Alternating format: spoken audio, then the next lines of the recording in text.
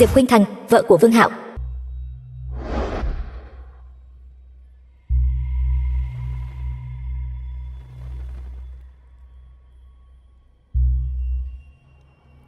Đại nhân, sát thủ Minh Sát Điện.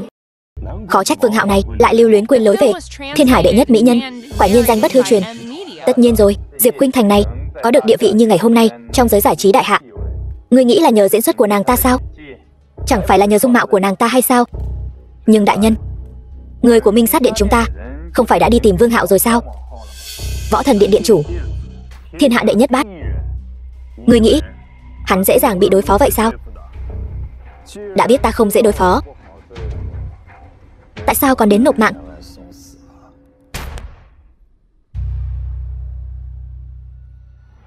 Vương Hạo, cho dù trước kia ngươi có oai phong cỡ nào, 3 năm trước ngươi trọng thương rời khỏi Võ Thần Điện, làm rể 3 năm, ta không tin ngươi còn chiến lực như lúc trước. Vậy ngươi thử đoán xem, ta đến đây bằng cách nào? Minh Thập Thất bọn chúng đã bị ngươi lấy mạng rồi sao?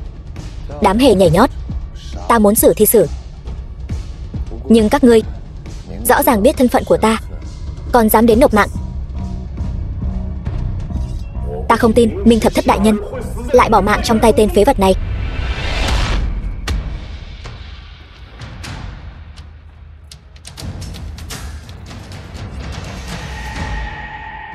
Vương Hạo, cho dù ngươi có mạnh đến đâu, hiện tại điểm yếu nằm trong tay ta. Ngươi có thể làm gì? Kiếm đến.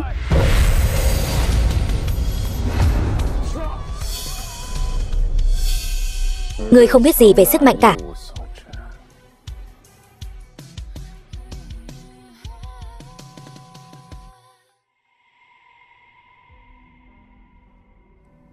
Điện chủ,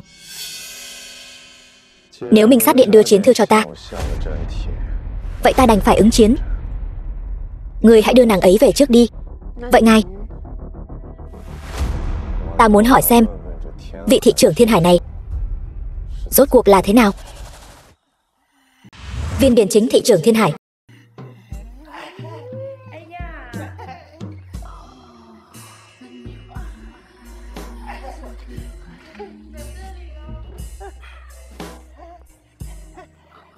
Tiểu mỹ nhân, bị bổn thị trưởng bắt được rồi. Nhất định phải cho ngươi nếm thử sự lợi hại của bổn thị trưởng.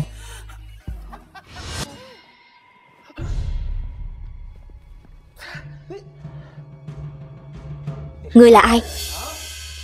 Sao lại xuất hiện trong thị trưởng phủ của ta? Kiếm đến.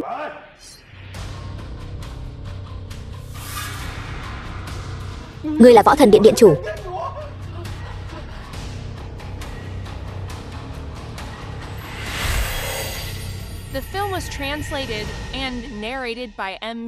Diệp gia Diệp Khuynh Thành là thê tử của ta. Thế nhưng vừa mới đây thôi, cô ấy đã bị người của Minh Sát Điện bắt cóc. Ngài là thị trưởng Thiên Hải, lại để Minh Sát Điện làm càn ở Thiên Hải. Ngài đáng bỏ mạng hay không đáng bỏ mạng đây? Bẩm đại nhân, xin hãy cho tiểu nhân một cơ hội chuộc lỗi.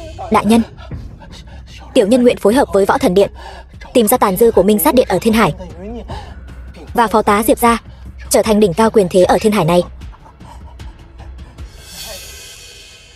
Đại nhân, tiểu nhân tối nay nguyện vì đại nhân tổ chức tiệc đón gió. Đến lúc đó sẽ để tất cả các danh gia vọng tộc ở Thiên Hải đều đến dự, chiêm ngưỡng hào quang của đại nhân ngài. Đồng thời, tiểu nhân còn sẽ để Diệp gia trong bữa tiệc này ngồi vào vị trí cao nhất của Thiên Hải. Khuynh Thành đi theo tôi bị người ta nói ra nói vào suốt 3 năm. Đến lúc đó có thể nhân bữa tiệc này để cô ấy đội lên phượng quan vốn nên thuộc về cô ấy. Nhân vật chính của bữa tiệc tối nay dĩ nhiên là Diệp Khuynh Thành. Tiểu nhân hiểu rồi. Tối nay không chỉ tất cả các danh gia vọng tộc ở Thiên Hải đều sẽ đến dự, mà cả những đạo diễn minh tinh hàng đầu của đại hạ cũng sẽ đến. Đến lúc đó Diệp tiểu thư sẽ trở thành nữ vương chân chính của đại hạ. Đại nhân đi thong thả. Diệp Kim Quốc, Lưu Mỹ Lệ. Cái đó, Trần Phi thiếu gia Trần gia. Khuynh Thành không sao chứ? Trần thiếu, mau ngồi đi. Không, Trần thiếu, ngài ngồi đi. Thật khách sáo. Đa tạ Trần thiếu quan tâm. Khuynh Thành nhà tôi tuy vẫn còn hôn mê, nhưng đã được bác sĩ khám rồi. Bác sĩ nói không có gì đáng ngại. Cái đó, nói đi cũng phải nói lại, là ai đã cứu Khuynh Thành? Sao lại không ra mặt vậy? Để chúng tôi còn cảm ơn người ta chứ. Trần thiếu, xem cậu nói kia, chẳng phải cậu cứu sao? Đúng rồi.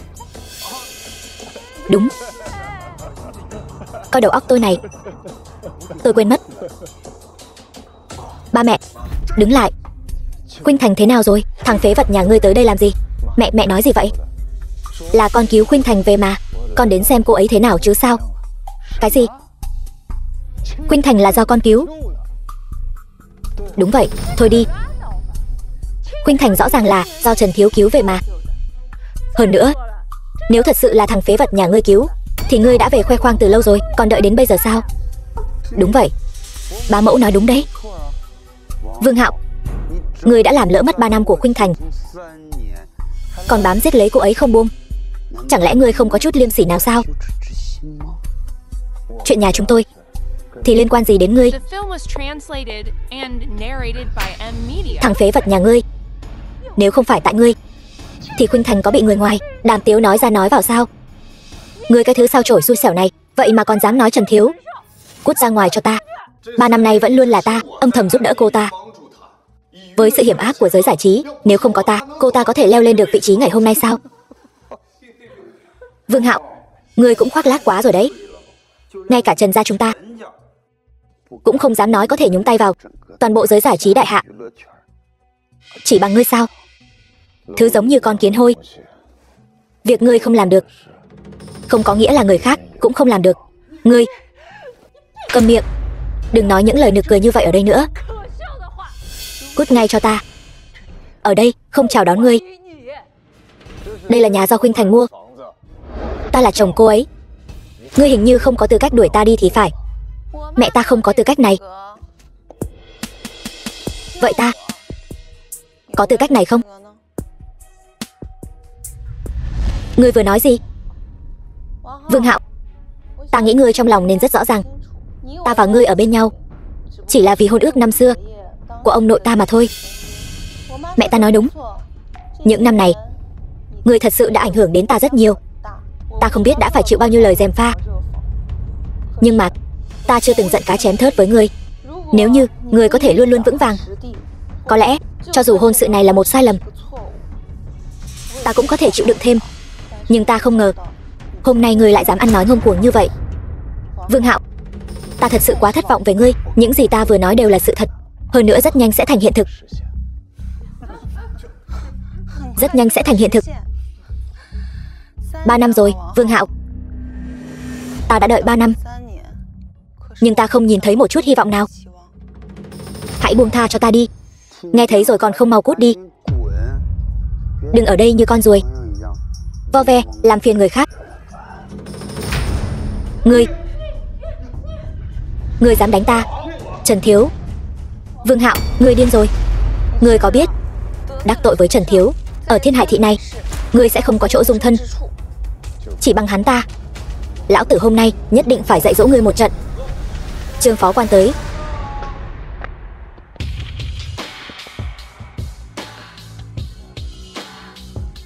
Trương phó quan, có phải là cánh tay đắc lực của thị trưởng đại nhân không? Sao lại đến nhà chúng ta? Không biết Trương phó quan đến Diệp gia chúng tôi là vì chuyện gì vậy? Diệp tiểu thư khách sáo rồi. Lần này ta đến là thị trưởng mời Diệp tiểu thư tham gia tiệc tối Lăng Tiêu hôm nay. Đây là thiệp mời. Tiệc tối Lăng Tiêu. Mời ta sao? Tiệc tối hôm nay là thị trưởng đại nhân đặc biệt tổ chức cho Diệp tiểu thư.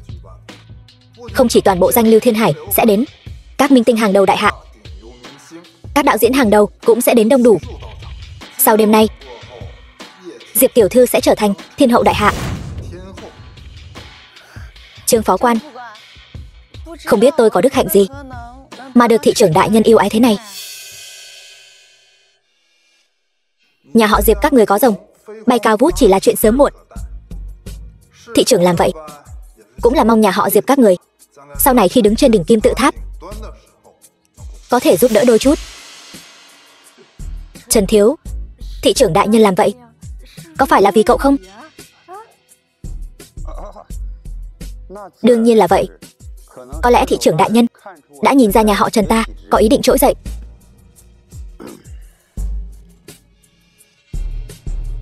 Nghe thấy chưa, đổ bỏ đi, cút ngay cho ta. Vô lễ.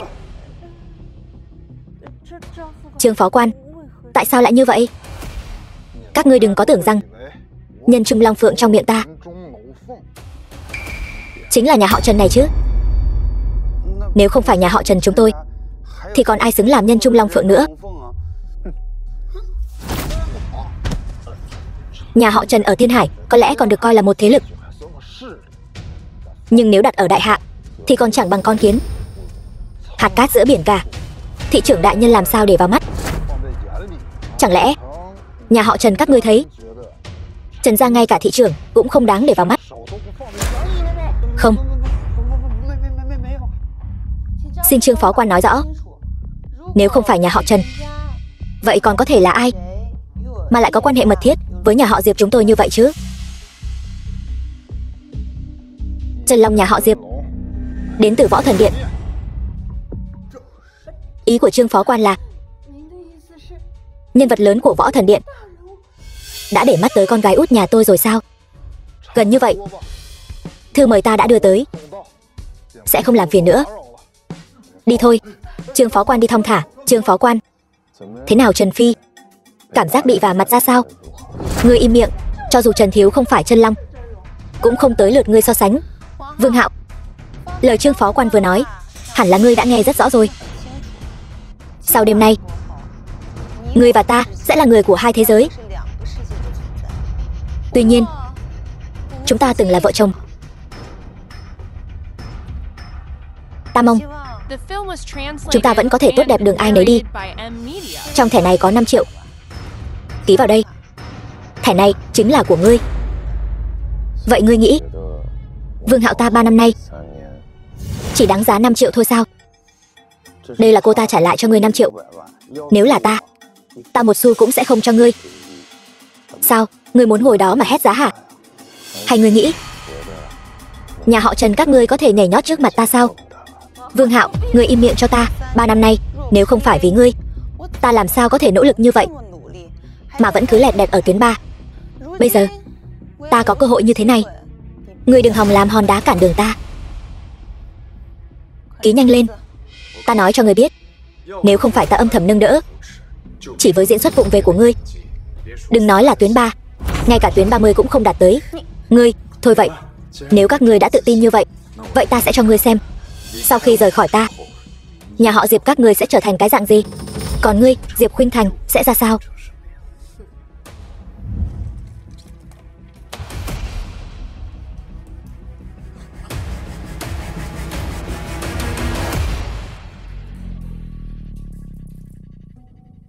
Khuynh Thành, nàng đừng nghe lời tên phế vật này.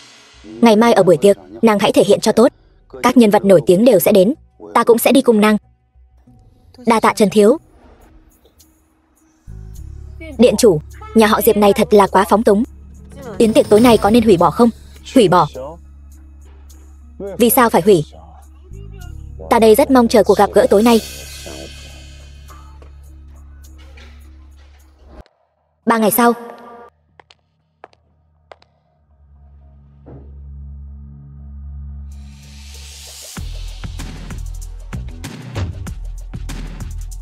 Vương Hạo, những gì ta đã nói với ngươi trước đây, ngươi đều nhớ chứ?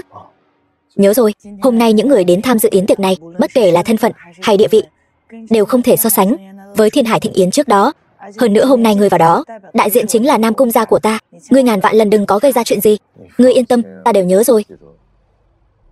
Đi thôi.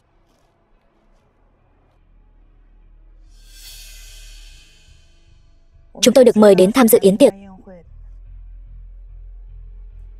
Mời. Anh ta đi cùng tôi. Xin lỗi, vị tiên sinh này, không có thiệp mời, không được vào.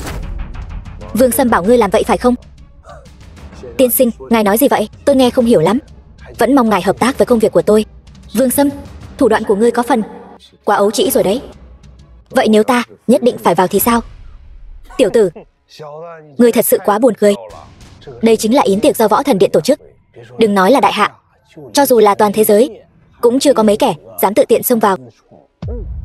Ta không tin, ta muốn thử xem. Vương Hạo, ngươi đã đáp ứng ta sẽ không gây chuyện mà. Ta không gây chuyện, là hắn gây sự trước. Đừng lo, việc này ta sẽ giải quyết thay ngươi. Xin chào, tôi là Nam Cung Tuyết đến từ Nam Cung gia. Còn vị này là vị hôn phu của tôi. Chuyến đi này cũng khá gấp gáp, vẫn chưa kịp xin thiếp mời. Ngài xem, có thể tạo điều kiện được không? Nam Cung gia là một trong 3 đại gia tộc ở Kinh Thành. Ta nghĩ trong thẻ này của Nam Cung tiểu thư chắc hẳn có không ít tiền đâu. Chỉ 200 vạn mà thôi, một chút tâm ý nhỏ. Nam Cung tiểu thư, cô đang nghi ngờ đạo đức nghề nghiệp của tôi sao? Hôm nay ta nhất định không cho hắn vào. Ta xem các ngươi có thể làm gì được ta. Ngươi xem kìa. Nói đạo lý với loại người này không thông đâu. Hay là để ta muốn xem thử ta có thể vào được hay không. Ta muốn xem thử ngươi có thể làm gì được ta. Tiểu tử, dám đánh ta. Ta nói cho ngươi biết, hôm nay ở đây là Võ Thần Điện tổ chức yến tiệc. Ngươi làm như vậy chính là đang khiêu khích Võ Thần Điện đấy. Ta nói cho ngươi biết, Vương Sâm không đại diện được cho Võ Thần Điện, ngươi cũng không đại diện được cho Võ Thần Điện. Ta vẫn muốn xem thử ta cứ vào đấy thì có thể làm gì được ta. Người đâu? Có người tự tiện xông vào hiện trường yến tiệc. Vương Hạo, ngươi đã hứa với ta sẽ không làm loạn mà. Nếu Vương Sâm đã mời Bát Phương danh lưu thì hắn sẽ không tùy tiện động thủ với ta ở đây. Ngươi yên tâm đi, ngươi ở đây đợi ta một lát, ta đi làm chút việc khác. Người đâu? Ngươi đang nói chuyện với ta sao? Nói nhảm, không nói với ngươi thì nói với ai? Nam Cung gia ta được mời đến tham dự yến tiệc. Cho dù Võ Thần Điện các ngươi có mạnh đến đâu thì cũng không đến lượt một tên như ngươi chỉ tay múa chân với ta. Đi thôi. Hắn nhất định đã đi vào hậu trường rồi. Vương Hạo, lần này ngươi sẽ phá cục ra sao? Thiếu gia, danh lưu đại hạ đều đã đến hiện trường yến tiệc. Được, ta biết rồi.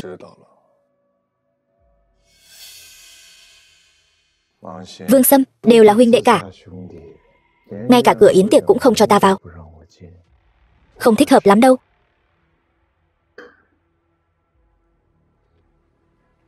Đường ca, những điều huynh nói đệ làm sao mà hiểu được.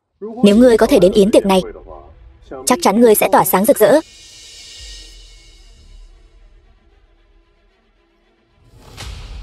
Ta còn đang mong ngươi đến. Hắn nhất định ở đây.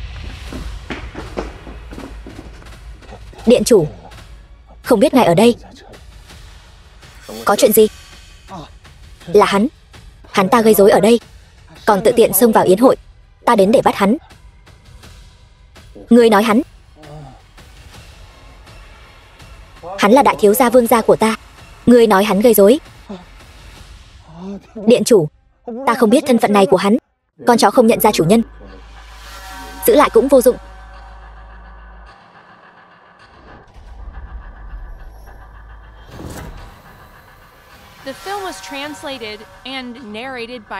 Đại ca, ta làm vậy huynh hài lòng chứ? Vương Sâm, xem ra mấy năm nay huynh đã bồi dưỡng được không ít người của mình. So với Đường ca còn kém xa lắm. Dù sao Đường ca cũng là điện chủ của Võ Thần Điện. Vương Sâm, người rốt cuộc có ý gì? Không có gì, ta chỉ muốn giúp Đường ca chia sẻ một chút ưu phiền, diệt trừ Minh Sát Điện. Vậy sao? Đường ca vì đại hạ mà bôn ba, vì thiên hạ bá tánh mà ngày đêm lo nghĩ. Ta là Đường đệ, không phải càng nên ra một phần sức lực sao? Thế nhưng sao ta lại nghe nói Diệp Khuynh Thành này đã đến nhà ngươi trước nhỉ?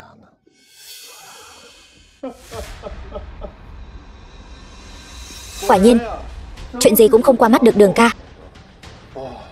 Đúng rồi, Diệp Khuynh Thành đó tuy là minh tinh hạng 3, nhưng mà xét về dung mạo chẳng kém gì hạng nhất. À đúng rồi, cô ta vẫn còn là lần đầu. Nhiều chuyện phải để ta dạy. Kích thích khỏi nói. Ngươi chán sống. Đường ca, đừng giận mà. Huynh và Diệp Khuynh Thành không phải đã ly hôn rồi sao? Huynh có lựa chọn của Huynh, cô ta cũng có lựa chọn của cô ta. Lựa chọn của cô ta là trở thành thiên hậu của đại hạ. Còn Huynh ở Diệp gia 3 năm cũng chưa từng giúp cô ta đạt đến vị trí đó. Còn ta thì khác. Sau yến tiệc này, ta sẽ giúp cô ta trở thành tam kê ảnh hậu của đại hạ. Cho nên, Đường ca, lựa chọn vẫn phải tự mình làm. Ta nhớ, Huynh và cô ta trước đây không phải ở yến tiệc Thiên Hải bất hòa mà tan sao? Đường ca, chúng ta là huynh đệ. Huynh sẽ không vì một nữ nhân mà làm gì ta chứ? À đúng rồi, Diệp Khuynh Thành đó chắc sắp đến yến hội rồi nhỉ? Đường ca nếu không tin, có thể tự mình đi hỏi cô ta. Nếu cô ta không muốn, ta tuyệt đối không ép buộc. À phải rồi, Diệp Khuynh Thành, cô ta kêu như thế nào nhỉ? Điện chủ, dùng sức.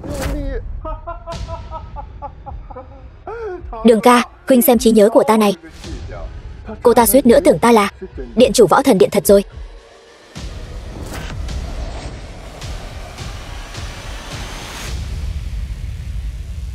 Đường ca, xem ra ở Diệp gia 3 năm làm rể đã mài mòn không ít tài năng của Huynh. Nhưng Đường đệ ta bây giờ cũng giống Huynh, đã đạt đến cái cảnh giới siêu phàm rồi. Ngươi bây giờ không thể hại ta. Nói với Đường ca nhiều như vậy rồi, yến tiệc này sắp bắt đầu. Vậy ta xin phép không tiếp Đường ca nữa. Nhường đường.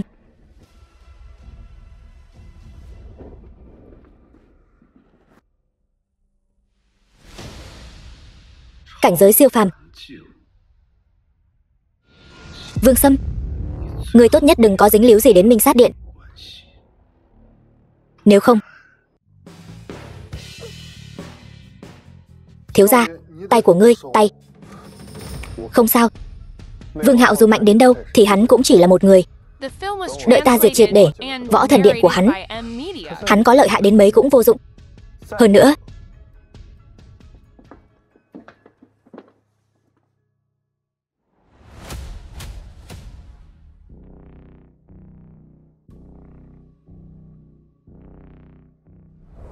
từ nay về sau, ta mới là người của đại hạ này, được vạn người chú mục, điện chủ Võ Thần Điện.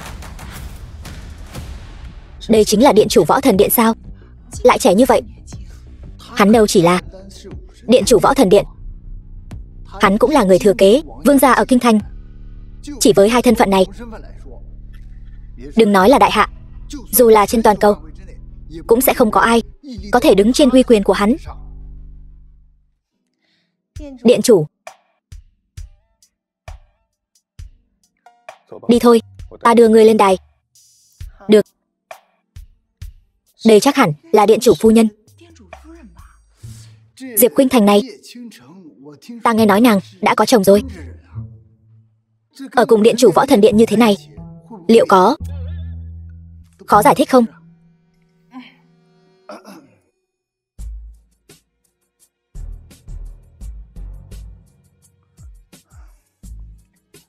Ngươi vừa đi tìm hắn. Vậy mâu thuẫn giữa ngươi và Võ Thần Điện đã được giải quyết rồi sao? Võ Thần Điện. Cũng đúng. Ngươi và Vương Sâm này dù sao cũng là Đường huynh đệ mà. Trong một nhà thì có khúc mắc nào không gỡ bỏ được. Ta cũng biết điện chủ Võ Thần Điện này là người nhà họ Vương các ngươi rồi. Ta mới hiểu hôm đó ở Thiên Hải Thịnh Yến, tại sao ngươi lại dám làm như vậy. Nếu là Võ Thần Điện thì mâu thuẫn hẳn là mới bắt đầu. Hoan nghênh các vị bận rộn trăm công nghìn việc vẫn đến tham dự yến tiệc lần này. Tại đây, tôi xin kính chư vị một ly. Kính điện chủ.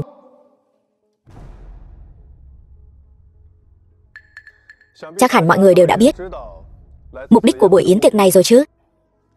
Điện chủ cứ yên tâm, bọn chuột nhất Minh Sát Điện kia dám cả gan xuất hiện trở lại thì chúng tôi nhất định sẽ dốc toàn lực hỗ trợ điện chủ. Lần này nhất định sẽ tóm gọn Minh Sát Điện vào lưới. Đúng vậy, Minh sát điện chính là thế lực tà ác nhất thế gian.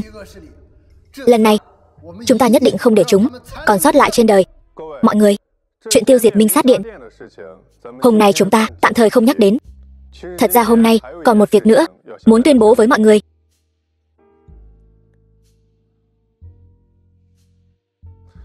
Ta và Khuynh Thành nhất kiến trung tình.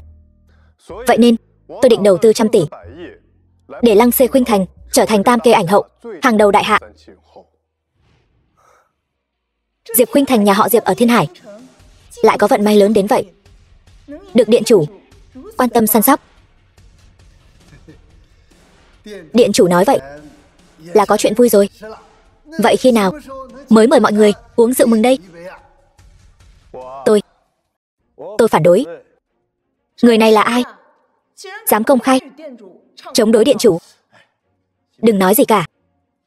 Hắn ta là Vương Hạo, kẻ bị vứt bỏ của Vương gia trước đây. Chỉ là bây giờ hắn ta với điện chủ chúng ta là anh em họ thôi.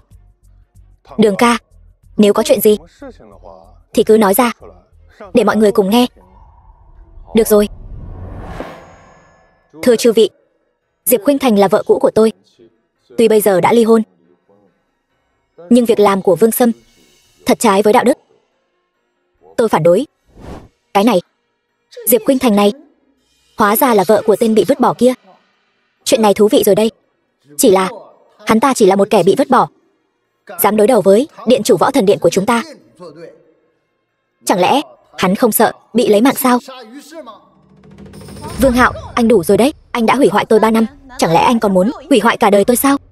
Diệp Khuynh Thành, cô đừng tưởng hắn ta cưới cô là vì yêu thích cô nhé. Nếu không thì sao? Đường đường là điện chủ Võ Thần Điện, người thừa kế Vương gia, chẳng lẽ còn có gì muốn lấy từ tôi nữa sao? Khuynh Thành, xem ra Đường huynh của tôi hiểu lầm tôi lắm rồi. Điện chủ, ngài đừng bận tâm. Vương Hạo ở nhà họ Diệp tôi 3 năm, phẩm chất của hắn tôi quá rõ rồi. Chỉ là thứ không có được thì phải hủy hoại thôi. Vương Hạo, tuy anh là người Vương gia, nhưng anh đã bị Vương gia khai trừ rồi. Hôm nay anh có thể đến đây tham gia yến tiệc này đã là vinh hạnh lớn nhất đời anh rồi. Hơn nữa, Diệp tiểu thư cũng chẳng có quan hệ gì với anh. Cho dù có quan hệ thì bây giờ cô ấy là người được điện chủ để mắt tới. Đó đã là vinh hạnh lớn nhất đời anh và Diệp tiểu thư rồi. Bây giờ anh còn dám ở đây khiêu khích điện chủ chúng ta. Anh không sợ điện chủ nổi giận chém anh tại chỗ sao?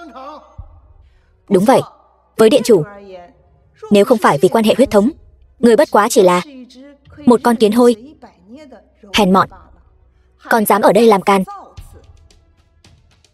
Điện chủ, tiểu nhân cả gan nguyện vì ngài hiệu lực diệt trừ tên phế thiếu này. Điện chủ, tiểu nhân cũng nguyện vì ngài diệt trừ kẻ ăn nói hàm hồ này.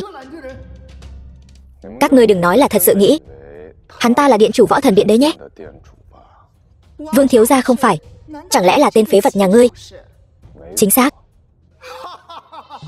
Thật đúng là trò cười cho thiên hạ. Ngươi chẳng qua là dựa vào chút quan hệ huyết thống với điện chủ mà ở đây gào thét thôi. Nếu không phải điện chủ đại nhân nhân từ thì chỉ bằng tội mạo danh điện chủ của ngươi thôi cũng đủ để chém ngươi 100 lần rồi. Vương Hạo, đủ rồi, đừng làm loạn nữa. Nếu các ngươi đều tin tên Vương Sâm này là điện chủ Võ Thần Điện, vậy thì cứ bảo hắn ta lấy tín vật của Võ Thần Điện ra xem sao. Điện chủ, nếu tên phế vật này chán sống, vậy thì cứ chiều hắn lấy võ thần giới ra cho hắn xem. Điện chủ, đợi tên phế vật này xem xong võ thần giới, tiểu nhân nguyện thay điện chủ lấy mạng tên vô sỉ này. Thật ra thì võ thần giới của ta đã bị mất từ 3 năm trước rồi. Mất rồi?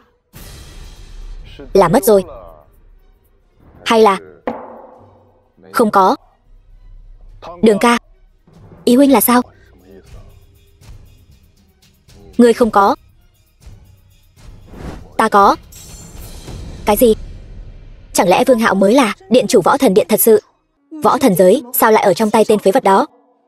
Chẳng lẽ những gì Vương Hạo nói đều là thật? Võ thần giới ở trong tay hắn. Chẳng lẽ Vương Sâm lừa chúng ta?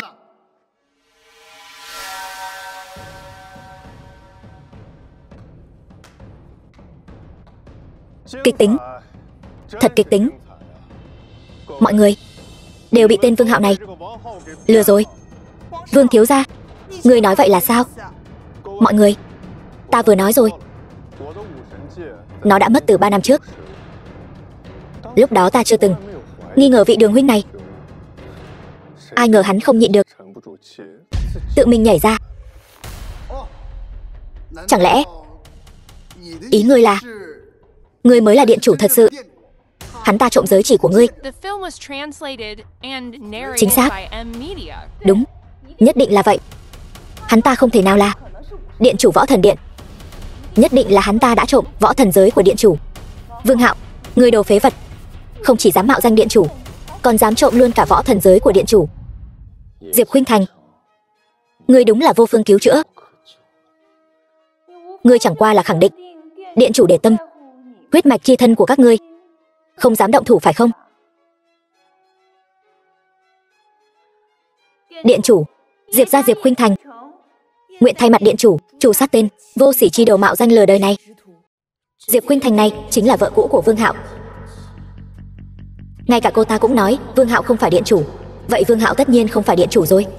Không được, ta phải nhanh chóng chọn phe, nếu không chỗ tốt đều bị Thiên Hải Diệp gia lấy mất. Điện chủ, Kinh Thành Hứa gia nguyện xuất thủ tru sát tên giặc này. Điện chủ, Lôi Đình Tông cũng nguyện tru sát tên giặc này. Còn có ta, Thiên Thành Môn, Đoạt Phách Điện, cảm tạ hảo ý của chư vị. Nhưng mà vị Đường huynh này của ta không phải muốn ta chứng minh bản thân là Võ Thần Điện điện chủ sao? Chuyện này kỳ thực rất đơn giản mà. Chẳng lẽ điện chủ không cần võ thần giới cũng có thể chứng minh thân phận của mình? Đúng vậy. Thanh Long chiến thần đến.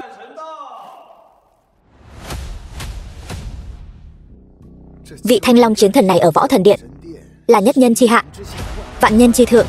Lôi Đình Tông ta và hắn tuy chỉ có duyên gặp mặt một lần, nhưng ta dám chắc chắn đây chính là bản tôn của hắn. Thanh Long bái kiến điện chủ đại nhân. Đường huynh, hiện tại ta có thể chứng minh bản thân là Võ Thần Điện điện chủ rồi chứ?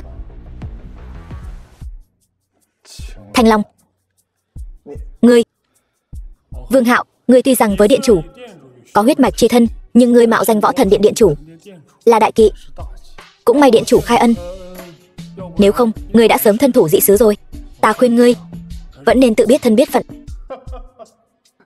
Đường huynh, ngươi hiện tại còn có gì để nói sao? Nếu Thanh Long chiến thần đã chứng minh Vương Hạo là Võ Thần Điện điện chủ, vậy trò hề này cũng nên kết thúc rồi. Đúng vậy. Vị Thanh Long chiến thần này tuy rằng là tồn tại rất thần bí, nhưng hắn và Võ Thần Điện điện chủ là tồn tại rất thân thiết, cho nên lời hắn nói nhất định không phải nói dối. Vậy bây giờ đã rõ ràng rồi. Tên Vương Hạo này chính là tên đại bịt bợm chính hiệu. Nếu không còn gì để nói, vậy bảo tọa điện chủ này ta liền an tọa. Chúng thần bái kiến điện chủ. Chư vị xin đứng dậy. Đúng rồi, từ tin tức ta nhận được, Đường huynh của ta hình như có dính líu tới Minh Sát Điện đó. Cái gì? Minh Sát Điện? Tên phế vật này lại là người của Minh Sát Điện. Ta vốn định cho hắn thêm một cơ hội, nhưng hắn lại to gan lớn mật, chạy đến đại điện này mạo danh ta. Chư vị, theo ý kiến của các vị, chuyện này nên xử lý như thế nào đây? Lấy mạng hắn đi. Tàn dư của Minh Sát Điện này không thể giữ hắn lại. Điện chủ niệm tình huyết mạch, có vài người lại không tự biết. Theo ta thấy, vẫn là nên xử đi. Lấy mạng hắn đi. Dừng tay. Nam Cung tiểu thư, ngươi sẽ không định bảo vệ tên tàn dư của Minh Sát Điện này chứ? Minh Sát Điện chính là thế lực tà ác nhất thế gian. Nam Cung gia tộc các ngươi tuy nói là gia tộc đỉnh cấp của đại hạ, nhưng ngươi muốn giữ lại tên tàn dư này để chống lại toàn bộ thế lực chính phái của đại hạ, e là có chút nằm mơ giữa ban ngày rồi. Hơn nữa, hắn là người mà Võ Thần Điện muốn tru sát đấy. Điện chủ, ta tin tưởng Vương Hạo. Hắn nhất định không phải là tàn dư của Minh Sát Điện. Trong chuyện này nhất định có hiểu lầm gì đó. Mong điện chủ nể mặt Nam Cung gia tộc ta, tha cho hắn một mạng. Nam Cung tiểu thư, ý của ngươi là Nam Cung gia tộc các ngươi muốn bảo lãnh Đường huynh của ta không phải người của Minh Sát Điện sao? Phải. Nhà đầu ngốc này lại vì ta công khai đắc tội với nhiều thế lực của đại hạ như vậy. Điện chủ, đừng nghe cô ta nói. Cô ta và tên Vương Hạo kia hoàn toàn là Phương Chuột Đồng. Trước đây ở Thiên Hải Thành, cô ta đã ra mặt vì Vương Hạo, nói Vương Hạo là vị hôn phu của cô ta. Hơn nữa, còn công khai vả mặt Võ Thần Điện. Lúc đó, Thanh Long Chiến Thần cũng có mặt. Thanh Long Chiến Thần, có chuyện này sao? Quả thật có chuyện này. Nam Cung tiểu thư, nếu đã như vậy, sự bảo lãnh của Nam Cung gia tộc các ngươi, e rằng mọi người sẽ không tin đâu. Nam Cung tiểu thư, người lúc trước nói ta, Diệp Khuynh Thành, không có tư cách chỉ tay 5 ngón vào ngươi, trừ phi ta trở thành điện chủ phu nhân. Vậy bây giờ ta hỏi ngươi, ta có tư cách này chưa? Nam Cung tiểu thư, nếu ngươi thật sự muốn bảo toàn đường huynh của ta đây có một kế sách vẹn cả đôi đường. Điện chủ, xin cứ nói. Nam Cung tiểu thư, nếu ta không nhớ nhầm, Nam Cung gia tộc các ngươi và Vương gia ta liên hôn, hình như không nói rõ là vị nào của Vương gia ta phải không? Điện chủ, đây là ý gì? Minh Sát Điện cải tử hoàn sinh lại một lần nữa xuất hiện trước mắt mọi người, chắc chắn là đã có được thủ đoạn gì đó. Mà Nam Cung gia tộc các ngươi là gia tộc đỉnh thế của đại hạ, nếu kết thông gia với Vương gia ta, vậy thì chúng ta đối phó với Minh Sát Điện không phải lại thêm vài phần chắc chắn sao?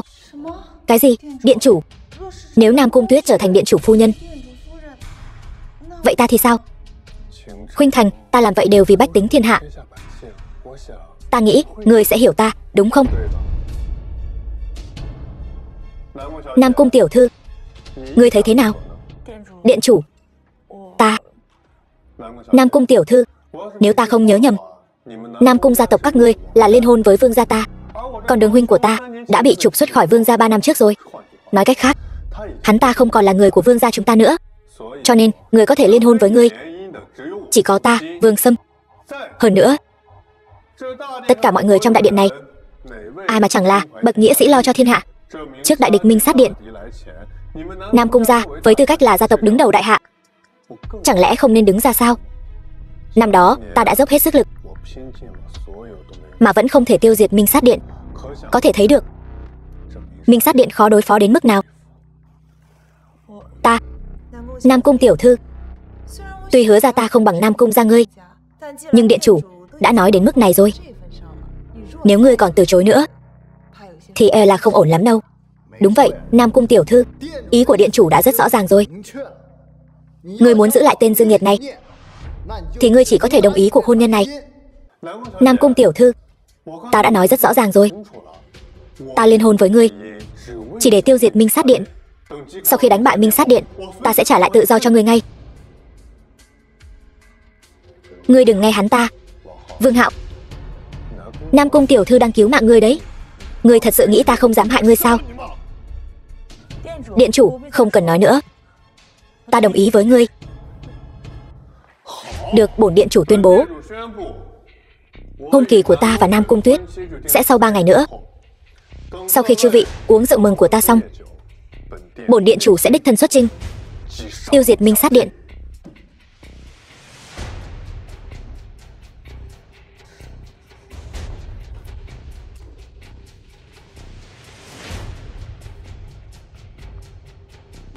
Đường huynh, ta đã nói với huynh rồi, những thứ của huynh ta sẽ từng thứ một lấy lại. Vương Sâm,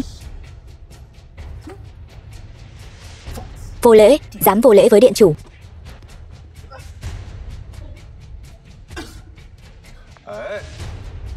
Thanh Long, ta đã đồng ý với Nam Cung tiểu thư rồi, sẽ không làm khó đường huynh ta nữa. Ngươi đang làm gì vậy? Thuộc hạ biết lỗi rồi.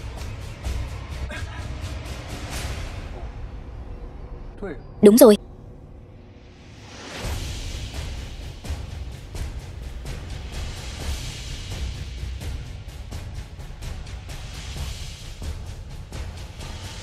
Như vậy, coi như là vật về đúng chỗ rồi chứ.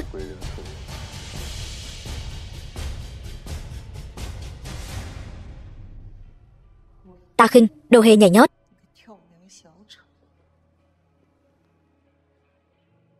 Chỉ bằng ngươi, tên phế vật này, mà cũng muốn tranh đoạt vương vị với điện chủ chúng ta, đúng là nằm mơ giữa ban ngày.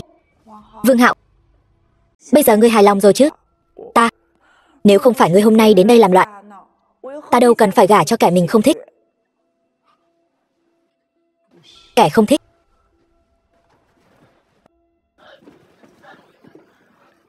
Ngươi đợi đó.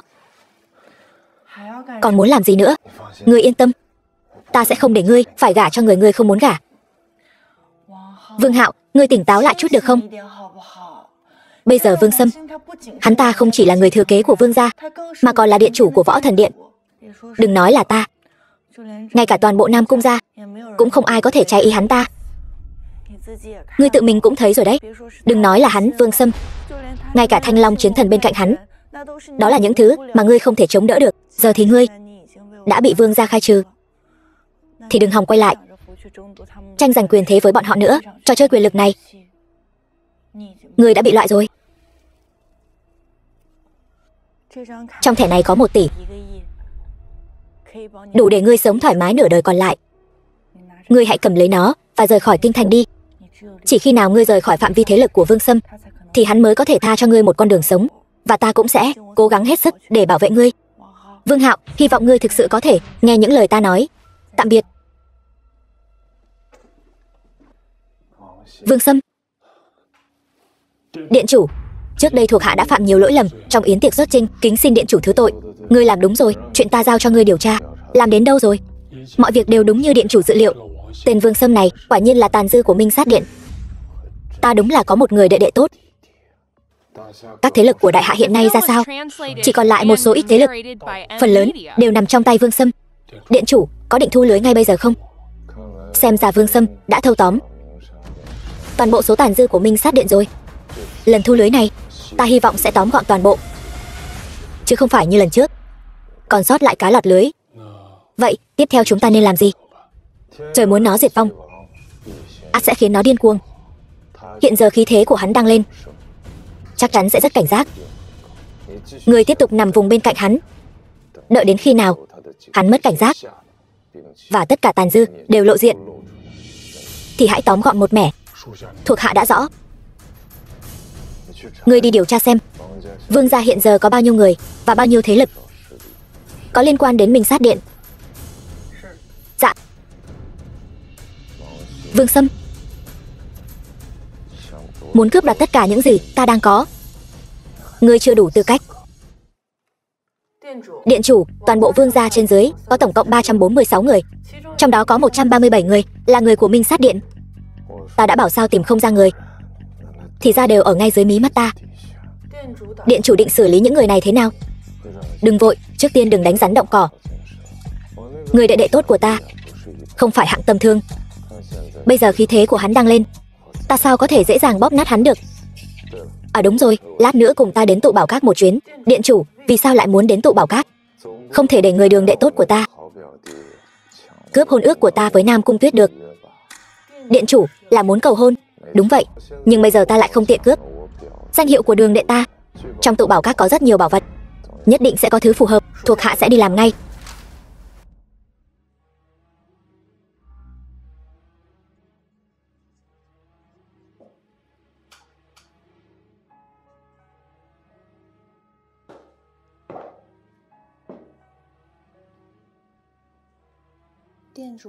Điện chủ, Nam Cung gia tuy thế lực lớn, nhưng Võ Thần Điện vốn mạnh hơn Minh Sát Điện. Hà cớ gì phải liên hôn với người khác? Sao? Ghen à? Điện chủ, người ta chỉ là cảm thấy. Yên tâm đi, ta với Nam Cung Tuyết kia chỉ là vui đùa qua đường. Ta đã nói, ta chỉ trung tình với mình ngươi. Điện chủ nói vậy là thật sao? Đương nhiên rồi. Đúng rồi, ngươi mới đến kinh thành chưa lâu, chưa quen thuộc với kinh thành. Ta biết ở kinh thành có một tụ bảo các, bên trong bảo vật rất nhiều.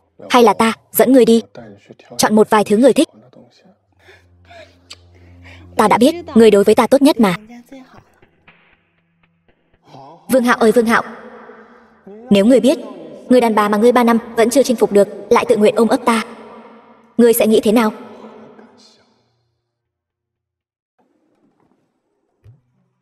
Điện chủ, người vì sao cứ nhìn ta mãi vậy? Ta đang nghĩ bộ y phục này của ngươi liệu có hay không dọa sợ đám lão già kia. Ý của điện chủ là hay là ngươi thay bộ khác đi? Nhưng ta không có y phục để thay. Không sao, ta có đây.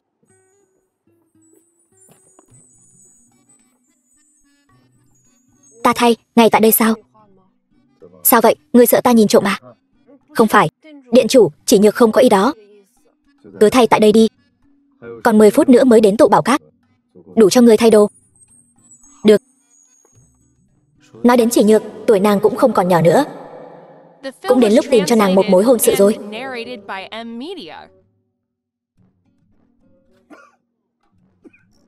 Điện chủ, người sao vậy? Ta không sao. Ngươi cứ mặc nó đi.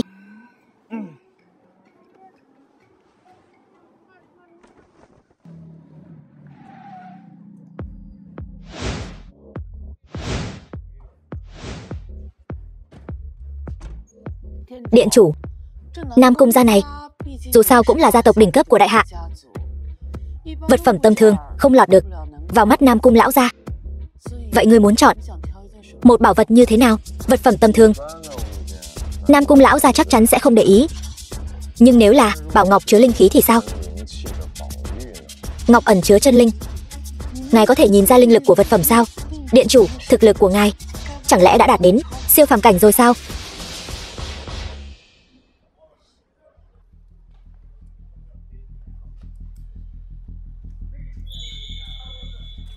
Lão nhân gia, cái này, chàng trai trẻ, ta có ý tốt nhắc nhở ngươi. Lão già này là một kẻ lừa đảo. Những món đồ vớ vẩn của lão ta mà đòi mấy chục vạn.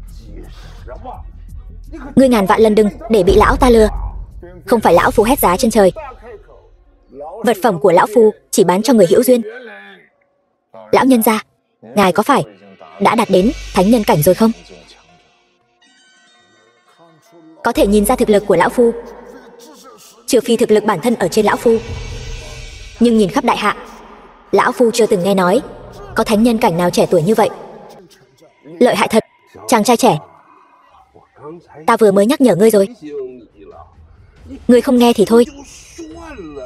Sao ngươi còn hùa theo lão già này vậy? Ngươi chẳng lẽ là người lão già này thuê đến à? Có mắt như mù, ngươi có biết người đang đứng trước mặt ngươi là ai không? Ngươi nói đồ của lão nhân gia này là đồ bỏ đi. Vậy xin hỏi, ngươi có thứ nào tốt hơn không? Đương nhiên là có. Ta La Thành ở tụ bảo các này lăn lộn đã 8 năm có thừa. Trong tay ta tất nhiên là có bảo ngọc chứa linh khí rồi. Vậy thì cứ lấy đồ của ngài ra so với đồ của lão già này. So kiểu gì?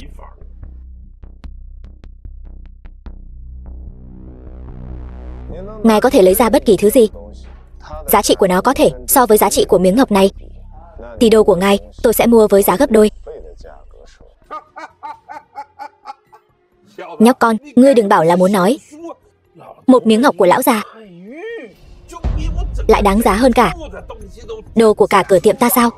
Thằng nhãi danh từ đâu tới, dám ở đây nghi ngờ thực lực của La lão bản. La lão bản ở tụ bảo các sở hữu 3 cửa tiệm, thực lực không cần bàn cãi. Cứ tùy tiện lấy một miếng ngọc nát lại nói so với La lão bản. Những lời nhảm nhí này ngươi cũng dám nói? Nhóc con, nghe thấy chưa? Ta cũng không làm khó dễ. Ngươi quỳ xuống, dập đầu 3 cái. Ta sẽ để ngươi đi. Ngươi dám bảo điện chủ chúng ta quỳ xuống dập đầu với ngươi, ngươi cũng xứng sao? Không sao, nếu ngươi dám, vậy chúng ta sẽ so. Chúng ta sẽ lấy thắng thua định thành bại. Nếu ngươi cố ý muốn làm trò cười, ta cũng không ngăn cản. Tuy rằng ở đại hạ, ta là mẫu nhân không tính là người nổi tiếng, dù sao ta cũng có tài sản hơn 100 triệu. Cứ đánh cược với ta, trước tiên ngươi phải chứng minh thực lực của mình. Đây, cường giả trên cấp chiến thần của Võ Thần Điện mới có Hắc Vũ Sĩ thẻ. Nghe nói thẻ Hắc Vũ Sĩ này đẳng cấp thấp nhất cũng có thể ứng trước 100 tỷ. Ta thấy cô gái này hình như là tùy tùng của người trẻ tuổi. Hai người này rốt cuộc là ai? Hắc Vũ Sĩ thẻ. Hai người rốt cuộc là ai? Được rồi, bây giờ thực lực ta đã chứng minh thẻ vũ sĩ này không thể làm giả được. Bây giờ ngươi có dám đánh cược không? Cho dù bọn họ là chiến thần của Võ Thần Điện, hắn cũng có lúc nhìn lầm. Ta La Thành tuyệt đối không tin một lão già lơ tơ mơ lấy ra thứ đồ có thể tốt hơn của ta. Được, ta đánh cược với ngươi, nhất ngôn ký xuất. Tuy nhiên Giám bảo sư phải chọn từ giám bảo các chính thức của ta. Không vấn đề, lão tiên sinh. Có thể mượn ngọc bội của ngài một chút không? Không vấn đề. Ta cũng không bắt nạt ngươi. Ta sẽ không dùng tất cả bảo bối trong tiệm. Ta chỉ lấy ra 3 món bảo bối. Nếu ngọc của ngài đáng giá hơn cả 3 món bảo bối của ta sẽ nhận thua. Khi đó ta sẽ dập đầu xin lỗi. Là lão bản, người ngài tìm khi nào tới? Sắp rồi. Tốt.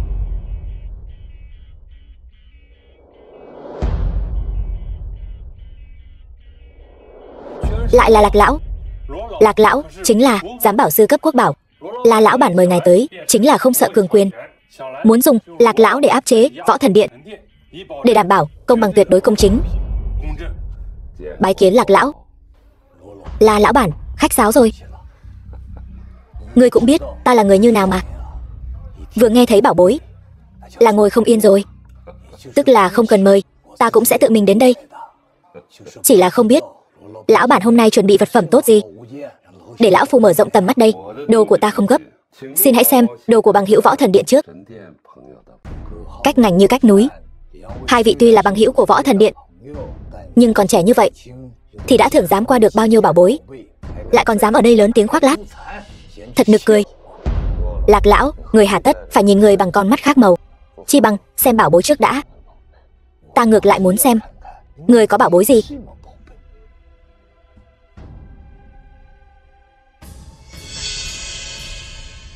Đây là một miếng ngọc bội hiện đại làm giả cổ. Tuy chất ngọc không tệ, nhưng giá trị của nó sẽ không vượt quá 10 vạn đồng. Hóa ra chỉ đáng giá 10 vạn đồng. Ta đã đánh giá cao hai vị rồi. Sớm biết như vậy thì ta đã không cần phải lấy ra 3 bảo vật trấn điện của ta rồi. Võ Thần Điện tuy là thế lực phạm vi đứng đầu đại hạ, nhưng thuật nghiệp thì có chuyên môn. Ở tụ bảo các này cũng không phải nơi các ngươi muốn làm càn là có thể làm càn được đâu. Đúng vậy.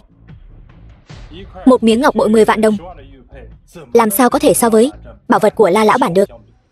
Nói ra thì ta lại có chút tò mò. Dưới 3 tấm vải đỏ này rốt cuộc có thứ gì đáng sợ tồn tại. Lạc lão, người định giá ngọc bội của ta mà không cần cầm lên tay sao? La lão bản, bảo bối của hai tiểu hữu Võ Thần Điện này tạm thời không đề cập tới nữa, cũng không biết người lấy ra. 3 thứ này là thứ tốt gì? Cũng xin hãy cho lão phu được mở rộng tầm mắt. Kỳ thực trận đánh cược này đến đây là nên kết thúc rồi. Nếu Lạc lão lên tiếng rồi, lại còn có nhiều bằng hữu đến vậy,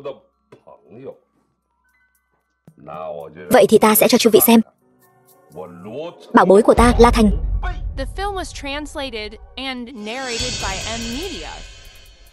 Đây là đồ sứ xanh trắng thời nguyên.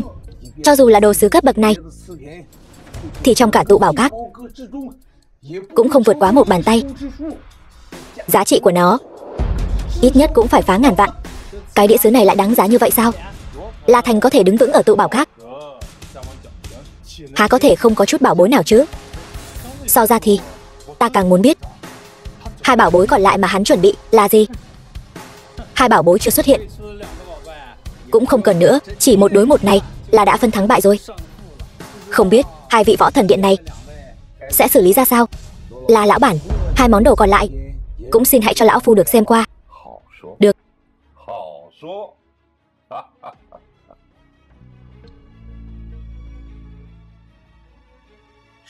Chất ngọc trong suốt, không cần nói đến kỹ thuật điêu khắc tuyệt vời.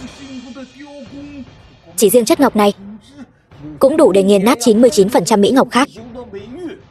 Mà đây còn là loại phỉ thúy, đế vương lục phẩm chất cao nhất. Khối lớn như vậy, giá trị ít nhất cũng phải trên 100 triệu.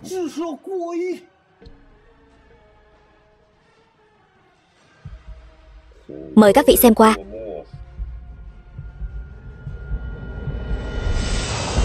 Tranh thật của đường dân. Cái gì? Tranh thật của đường dân gì cơ? Trong buổi đấu giá có giá khởi điểm trên 100 triệu.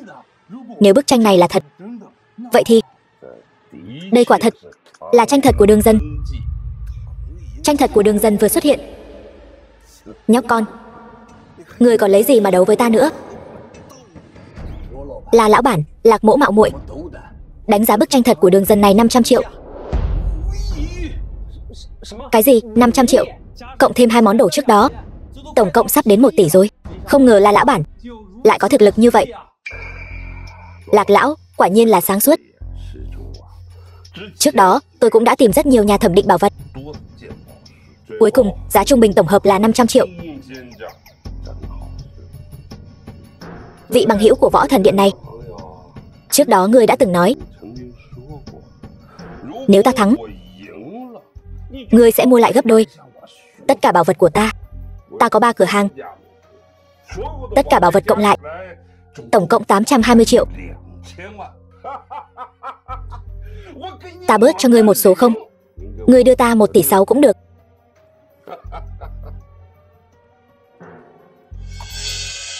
Quẹt thẻ đi. Quẹt thẻ gì chứ? Sao vậy? Võ Thần Điện không dám thua sao? Thua? Ai nói ta thua? Đồ thô lỗ, đầu óc ngu si tứ chi phát triển. Không có kim cương thì đừng có ôm đồ sứ. Lạc lão, ngài là bậc thầy trong giới thẩm định bảo vật, nhưng vãn bối mạo muội hỏi một câu, ngài thật sự cho rằng ngọc bội của tôi chỉ đáng giá 10 vạn đồng? Vớ vẩn, đây chỉ là một miếng ngọc hiện đại. Lão phu đã nể mặt Võ Thần Điện của ngươi mà nói giá cao rồi. Thì ra Lạc lão cũng có lúc nhìn lầm. Ngươi dám nghi ngờ Lạc lão? Ách ngồi đáy giếng. Ngu ngốc rồi còn ba hoa. Hôm nay ta sẽ cho các ngươi thấy bảo vật này rốt cuộc đáng giá bao nhiêu.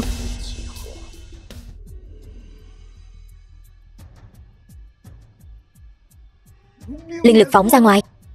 Linh lực phóng ra ngoài là sao? Ta muốn xem thử.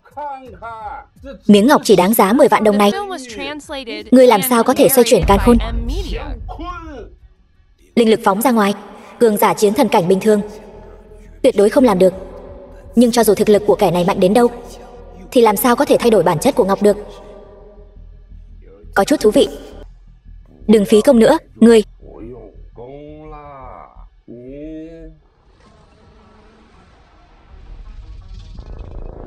Thanh long hiện hình. Lạc lão, thanh long hiện hình là gì vậy? Thiên địa chí bảo. Thường phong ấn một tồn tại mạnh mẽ. Nếu lão hủ không đoán sai, trong miếng ngọc bội này phong ấn một con chân long, sở hữu long linh. Người mang ngọc bội này sẽ được hoàng vận gia thân, con cháu đời sau, 100 năm, 1000 năm, hưng thịnh không ngừng. Lạc lão, đã vậy ngài cũng đã nhìn ra rồi. Vậy ta hỏi ngài, bảo vật của ta đáng giá bao nhiêu? Bảo ngọc như thế này đã khó có thể dùng tiền tài để đo lường rồi. Nếu cứ nhất quyết định giá, há chẳng phải chục tỷ. Chục tỷ đổi lấy con cháu 100 năm 1000 năm, hưng thịnh không dứt. Tôi mà có số tiền này, tôi cũng làm vậy. Ôi mẹ ơi! Lúc đầu tôi hỏi lão già đó, lão già chỉ nói mới có giá 88 vạn thôi. Nếu lúc đó tôi mua nó,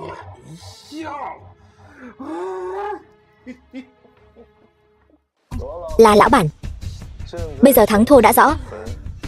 Ông có phải nên thực hiện lời hứa cá cược không? Là Mỗ mắt mờ không thấy Thái Sơn.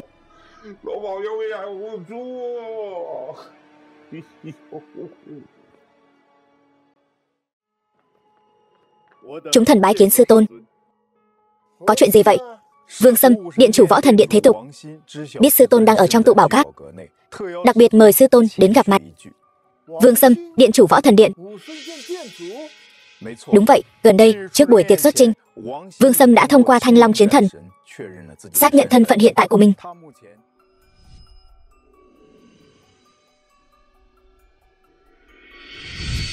Trong Võ Thần Điện có tên đó.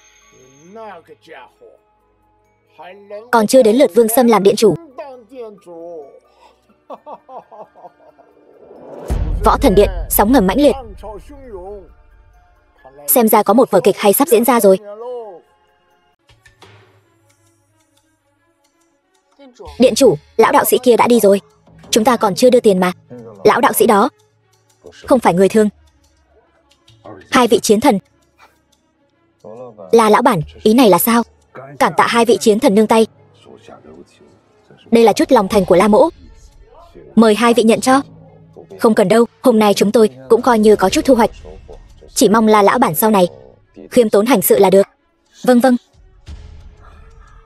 Hai vị, điện chủ Võ Thần Điện bây giờ chắc đang ở buổi đấu giá. Hai vị không đi theo sao? Điện chủ Võ Thần Điện?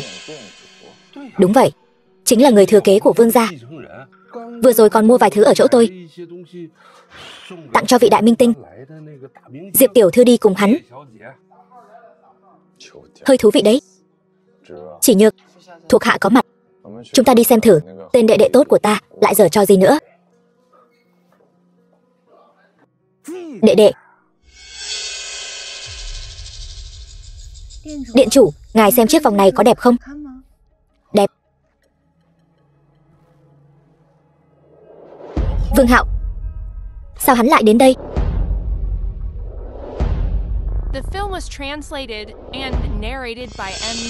Điện chủ, không thấy Vương Sâm đâu cả. Người ta bây giờ là điện chủ, sao lại đến đại sảnh này chứ? Đương nhiên là ở trong phòng riêng rồi. Vậy chúng ta? Không sao, đợi hắn ta thấy ta, hắn ta tự nhiên sẽ đến.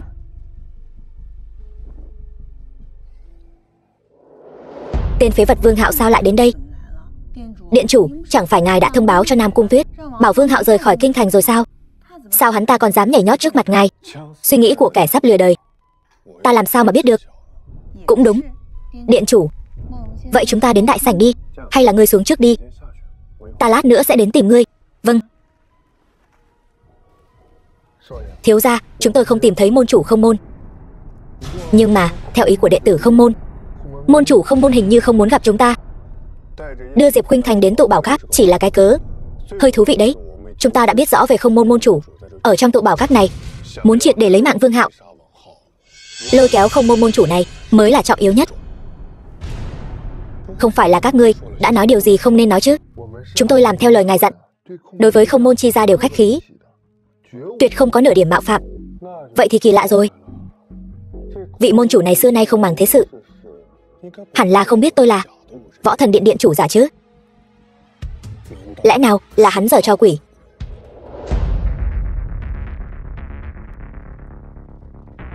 Vương Hạo, sao ngươi lại ở đây? Có phải ngươi biết ta và điện chủ ở đây, cố ý tới cản trở chúng ta không? Diệp Khuynh Thành, ngươi đừng có tự cao quá. Điện chủ đã cho Nam Cung Tuyết báo ngươi rời khỏi kinh thành, thế mà ngươi không nghe lời khuyên. E rằng Nam Cung gia cũng không bảo vệ được ngươi đâu. Ta ở Thiên Hải đã từng nói, ta không cần bất cứ ai bảo vệ. Đó là do điện chủ nhân từ. Nếu không, e rằng toàn thân ngươi đã cứng ngắc như cái miệng của ngươi rồi.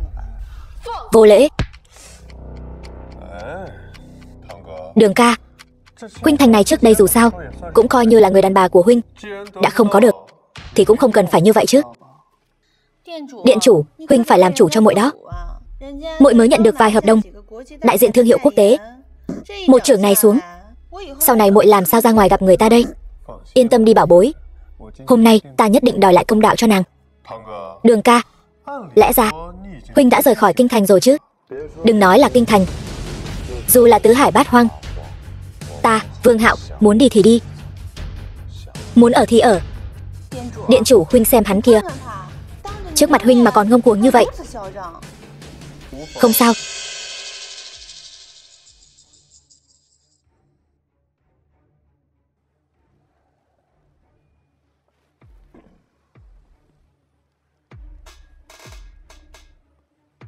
Vương Hạo, Thanh Long chiến thần mạnh nhất dưới trướng ngươi đã phản bội, còn có các chiến thần của Võ Thần Điện đều đã về dưới trướng ta. Hơn nữa, ta còn sắp kết hôn với Nam Cung gia. Đến lúc đó có các thế lực ủng hộ. Ngươi nghĩ thế lực của ngươi còn không? Vậy ngươi còn đến đây làm gì? Thì ra, Không Môn môn chủ không chịu gặp ta là do ngươi giở trò quỷ. Thì ra là vậy. Thì ra lão đạo đó là thiên hạ đệ nhất môn, Không Môn môn chủ. Đoán xem, Lão già không môn đó không chịu quy thuận ta, thì cũng tuyệt đối không thể quy thuận ngươi. Ta sắp kết hôn với Nam Cung Tuyết. Đến lúc đó cộng thêm sự ủng hộ của các thế lực, ngươi lấy gì mà đấu với ta? Ngươi quả thực rất thông minh, nhưng tiếc là dùng sai chỗ rồi. Đúng rồi, còn có Diệp Khuynh Thành nữa. Ngươi vĩnh viễn sẽ không ngờ tới, người đàn bà ngươi hầu hạ 3 năm lại quằn quại dưới thân ta đâu. Đường ca, ta thật sự rất bội phục huynh. Đối mặt với người phụ nữ hiểu điệu như vậy, ngươi làm sao có thể khống chế được bản thân?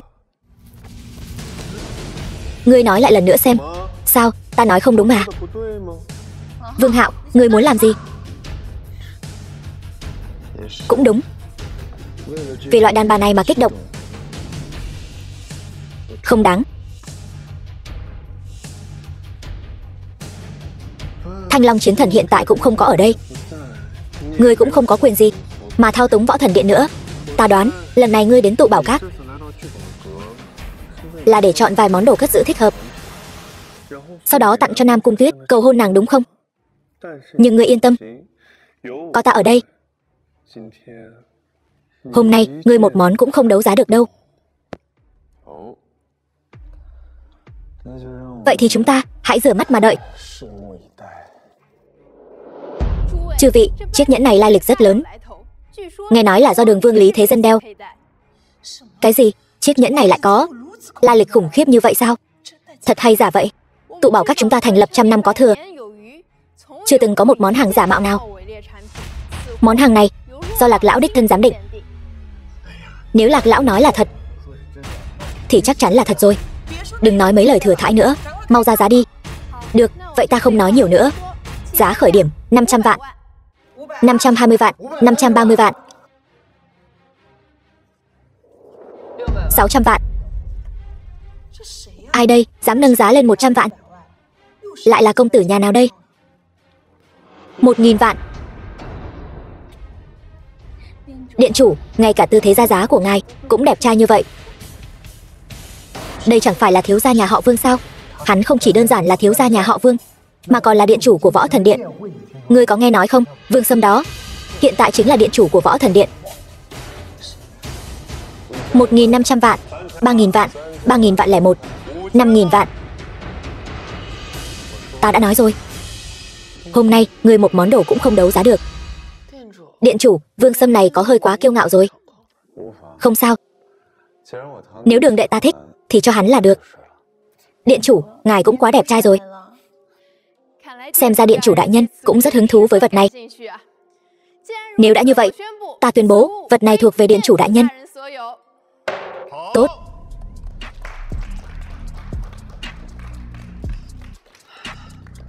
Chiếc nhẫn thời Đường này tuy quý giá, nói cho cùng cũng chỉ là cái nhẫn thôi mà. Bỏ ra 5.000 vạn mua nó, có hơi bị hớ rồi đấy. Người bớt nói vài câu đi, người không muốn sống nữa hả? Món đồ đấu giá tiếp theo, chắc hẳn mọi người cũng sẽ rất hứng thú. Nghe nói là mũ phượng, do Võ Tắc Thiên, nữ đế duy nhất của Đại Đường từng đội. Điện chủ, người ta muốn cái mũ phượng này. Được, mũ phượng này Nam Cung Tuyết hẳn sẽ thích. Giá khởi điểm 3.000 vạn, 5.000 vạn, 8.000 vạn. Ai đây lại dám ra giá với điện chủ Võ Thần Điện? Cái này thì ngươi không biết rồi. Đây chính là thiếu gia nhà họ Vương, Vương Hạo đại thiếu gia. Chỉ là 3 năm trước vì đắc tội với nhà họ Vương bị đuổi ra ngoài rồi. Vậy chẳng phải là tên bỏ đi sao? Dám cả gan với. Đây là chuyện nhà người ta. Bọn tép diêu chúng ta đừng bình luận. 300 triệu, 1 tỷ. Cái gì vậy thiếu gia? Cái phượng quan đó trên thị trường cũng chỉ đáng 100 triệu thôi. Ngươi hét giá gấp 10 lần. Cái gì? Huống hộ chúng ta hiện tại hết tiền rồi. Tiền của ngươi chẳng phải dùng để mua chuộc các đại gia tộc rồi sao? Quên nói với ngươi rồi, kỳ thật lễ vật cho Nam Cung Tuyết ta đã sớm chuẩn bị xong rồi. Vương Hạo, ngươi dám lừa ta? Không có. Giá chẳng phải tự ngươi kêu sao? Hãy dành cho điện chủ đại nhân Tràng pháo tay nhiệt liệt nhất. Đừng vỗ nữa. Điện chủ, người thật tốt. Vì khuynh thành mà vung tiền như rác. Cút. Đi đi.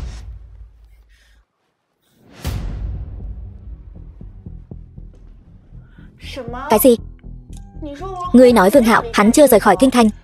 Hắn còn ở tụ bảo các đùa dẫn Vương Sâm. Vâng, đại tiểu thư. Vương Hạo này căn bản là không nghe lời người nói. Này, hắn coi như là đắc tội điện chủ Võ Thần Điện triệt để rồi. Tôi đoán sau khi người và điện chủ Võ Thần Điện thành hôn, điện chủ Võ Thần Điện sẽ gây khó dễ cho hắn. Hắn rốt cuộc đang nghĩ gì vậy? Đùa dẫn điện chủ Võ Thần Điện. Hắn tưởng làm vậy là có thể gỡ gạc lại được sao? Hắn chẳng qua là tự đẩy mình vào vực sâu hơn thôi.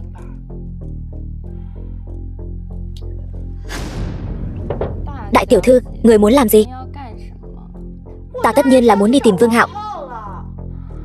Ta muốn đích thân đưa hắn rời khỏi kinh thành. Đại tiểu thư, gia chủ có lệnh. Trước đại hôn, cấm túc đại tiểu thư. Ngươi. Đại tiểu thư. Lại có chuyện gì? Vương Hạo, nhà họ Vương đến rồi. Hắn đến làm gì? Đến cầu hôn. Cầu hôn? Hắn đúng là hồ đồ mà.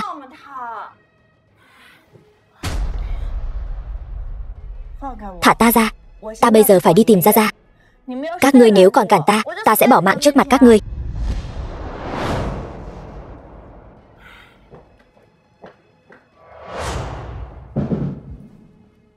Vương Hạo tiểu hữu, ngươi nói hôm nay ngươi đến làm gì?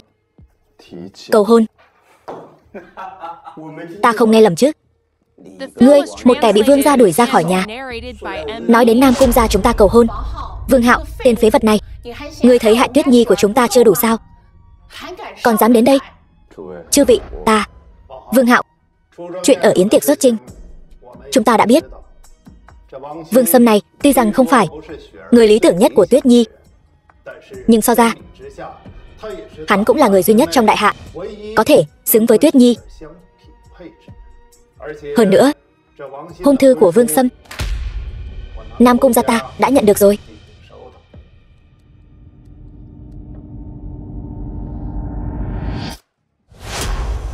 Xong rồi, bây giờ không còn nữa rồi. Hỗn láo, tên phế vật này lại dám trước mặt chúng ta xé hôn thư. Người thật sự coi ta Nam Cung gia không người sao? Đều là chiến thần cảnh thôi. Vị Vương Sâm điện chủ kia nể tình huynh đệ tình nghĩa của các ngươi, cũng không gây khó dễ người quá mức, mà ngươi lại càng thêm ngông cuồng. Nam Cung gia chúng ta cũng là một trong tam đại gia tộc kinh thành. Chúng ta không có bất kỳ lý do nào chiều chuộng cái tính xấu của ngươi. Bá phụ, con nói ra có lẽ người không tin. Tuyết Nhi chỉ khi gả cho con mới có thể có được hạnh phúc thật sự, mà Nam Cung gia cũng sẽ phồn vinh thịnh vượng, thậm chí trở thành đệ nhất gia tộc đại hạ. Ngươi cái tên phế vật này thật sự là nói hưu nói vượn rồi. Động thủ. Nam Cung gia dù sao cũng là một trong tam đại gia tộc kinh thành, lại có thể không có nhãn lực như vậy. Nam Cung gia ta đã nhận hôn thư của Vương Sâm, vậy hôn sự này không có lý do gì để thay đổi. Ngươi vẫn nên quay về đi. Bá phụ. Dừng. Tôi thừa nhận, tôi đối với ngươi quả thật có chút nhìn với con mắt khác xưa.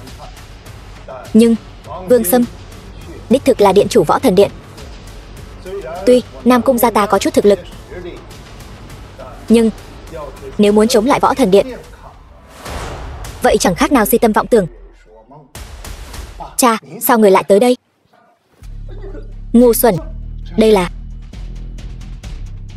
hôn sự của Tuyết Nhi, là do lão phu định đoạt. Lão phu lúc đó nói trưởng tử Vương gia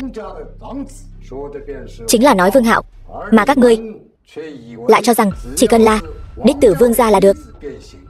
Sao? Nhưng mà cha, bây giờ đã không phải lúc chúng ta lựa chọn nữa rồi. Vương Sâm không chỉ là con trai Vương gia, mà còn là điện chủ Võ Thần Điện. So với tên phế vật Vương Hạo, hắn mạnh hơn không biết bao nhiêu lần. Ngươi biết cái gì? Cố chấp. Các ngươi chẳng lẽ cho rằng Vương Sâm chính là điện chủ Võ Thần Điện sao? Cha, người sẽ không nói hắn là điện chủ Võ Thần Điện chứ? Đúng vậy. Điều này không thể nào. Hắn chỉ là một tên phế vật mà thôi. Vương Hạo tiểu tử, lão phu nói không sai chứ? Quả nhiên lão nhân ra người sáng suốt.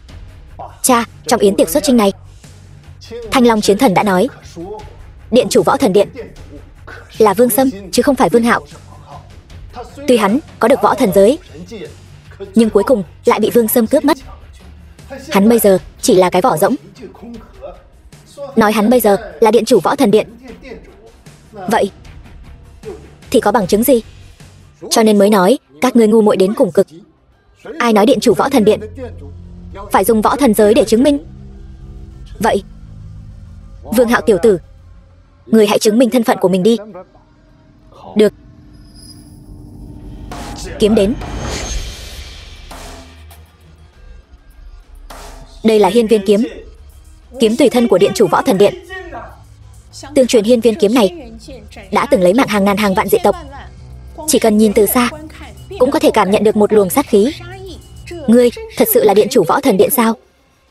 Vương Hạo, ngươi thật sự là điện chủ Võ Thần Điện sao? Mạng sống của ta là do lão điện chủ Võ Thần Điện cứu. Để cảm tạ, ta gả Tuyết Nhi cho Vương Hạo. Lũ ngu xuẩn các ngươi còn tưởng là Vương Sâm. Nếu không phải Tuyết Nhi tìm ta, Nam Cung gia này đều sẽ bị hủy trong tay các ngươi. Cha, tuy rằng cha nói chuyện này chúng ta suy xét chưa chu toàn, nhưng mà ngươi nói Nam Cung gia sẽ bị hủy trong tay chúng ta, ngươi còn dám cãi lại? Chuyện cụ thể hãy để tiểu Vương Hạo giải thích cho các ngươi. Thằng em họ ta đó bản tính thâm sâu khó lường. 3 năm trước ta bị Vương gia đuổi ra ngoài, chính là nó giở trò sau lưng. Hơn nữa hiện giờ nó còn cướp chức vị điện chủ Võ Thần Điện của ta. Nếu nó cưới Tuyết Nhi thì tài sản của Nam Cung gia các ngươi sau khi bị nó vơ vét sạch sẽ, ngươi nghĩ xem các ngươi sẽ rơi vào kết cục như thế nào? Nếu đã như vậy, vậy tại sao ngươi không lấy mạng Vương Sâm? Thôi được, tiểu Vương Hạo tự có sắp xếp. Ngươi mau đi trả lại hôn thư của Vương gia. Cha, hôn thư này không trả lại được. Ngươi có phải muốn lão phu đánh ngươi không? Cha, ngươi hiểu lầm rồi. Hiểu lầm cái gì? Tiểu Vương Hạo tự có sắp xếp. Không phải ta không muốn trả lại, mà là hôn thư này đã bị Vương Hạo xé nát rồi. Không sao, lão gia, hôn thư hủy thì cứ để nó hủy. Hơn nữa, nếu Vương Sâm đã gửi thiệp mời thì cứ để hắn một mình tham dự hôn lễ này. Đến lúc đó, vẻ mặt của hắn chắc cũng rất thú vị. Được, ta nghe theo ngươi. Vương Hạo, tuy ngươi là điện chủ Võ Thần Điện, nhưng muốn cưới Tuyết Nhi nhà ta, vậy ngươi cũng phải thể hiện chút thành ý. Bá phụ yên tâm, sính lễ này ta đã chuẩn bị từ lâu. Ngươi cũng quá keo kiệt rồi đấy. Khối ngọc bội còn con này, cùng lắm chỉ 6 con số.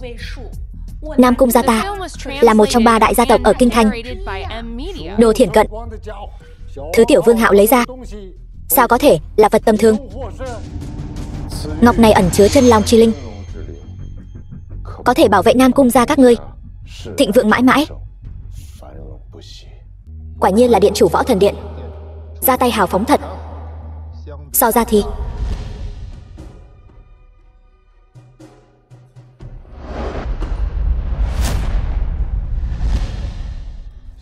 tiểu Vương Hạo, ngươi đã phí tâm rồi. Dù hôm nay ngươi không có sính lễ, bọn họ cũng không dám làm gì ngươi. Dù sao lão phu vẫn còn đây mà. Lão gia tử, ngài nói gì vậy? Sính lễ này ta nên chuẩn bị. Ngươi gọi ta là gì? Gia Gia. Ta còn chưa đồng ý gả cho hắn ta.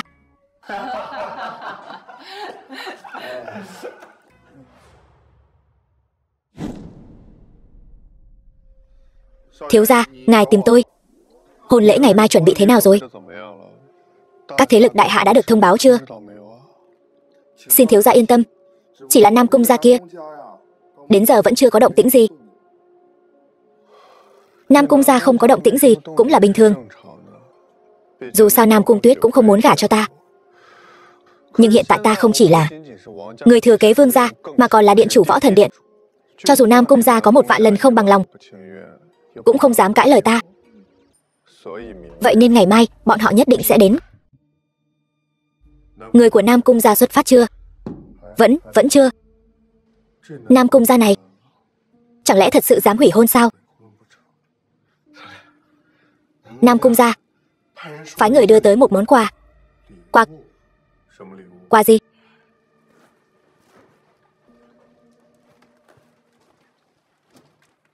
Nhật Lạc Tây Sơn thường gặp mặt, Thủy Lưu Đông Hải chẳng quay đầu. Nam Cung gia này rốt cuộc muốn làm gì? Gan cũng quá lớn rồi. Hủy hôn thì thôi đi, còn tặng Vương Sâm hình nhân giấy. Người xem sắc mặt Vương Sâm kia, thật sự như muốn ăn tươi nuốt sống người ta vậy. Vương Sâm thế mà lại gọi đến gần nửa số thế lực đỉnh cấp của đại hạ, kết thúc trong tình cảnh thảm hại như vậy.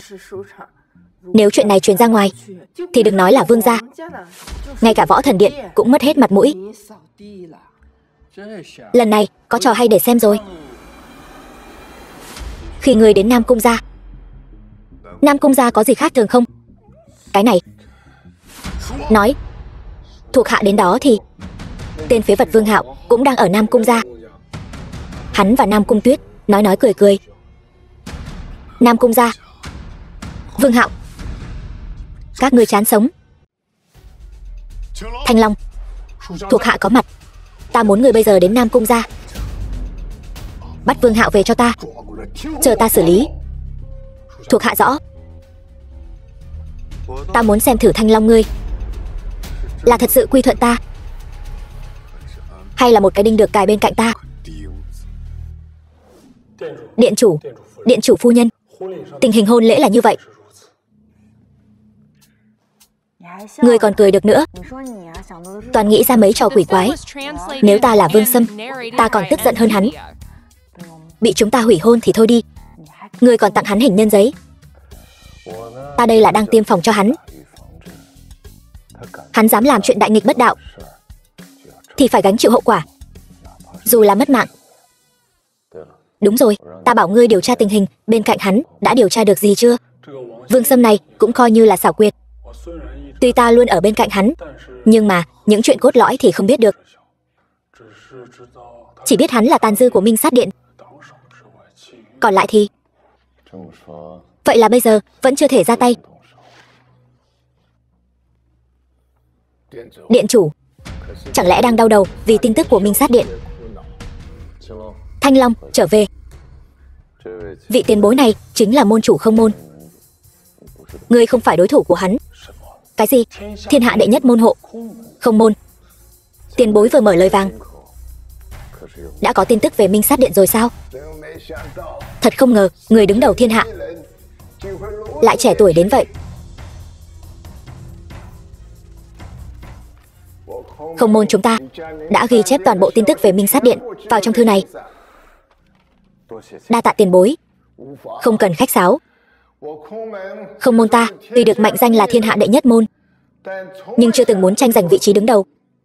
Chúng ta chỉ mong muốn để toàn bộ chúng sinh thiên hạ đều được bình an vô sự. Võ Thần Điện ta cũng có cùng suy nghĩ với Không Môn.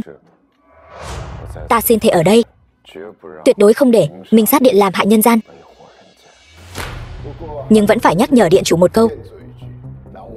Vương Sâm kia tâm tư kín đáo, giờ này chắc đã phái người đến Nam Cung gia âm thầm theo dõi rồi. Nếu không muốn công cốc, vẫn nên chuẩn bị sớm thì hơn.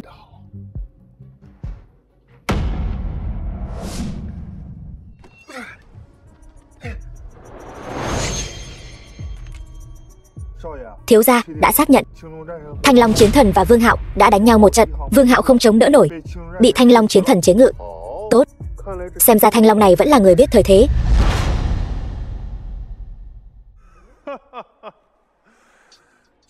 Thanh Long, làm tốt lắm. Đợi ta thống nhất thiên hạ, Ngươi chính là chân chính nhất nhân chi hạ, vạn nhân chi thượng. Thuộc hạ cảm tạ điện chủ bồi dưỡng.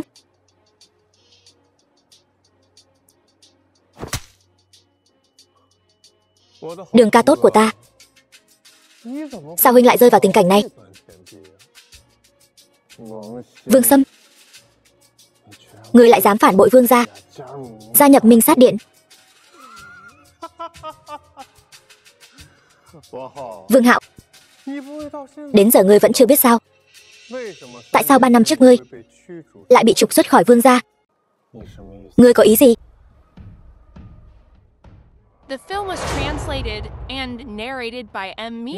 Ngươi nghĩ Minh Sát Điện tại sao có thể đặt chân trên giang hồ?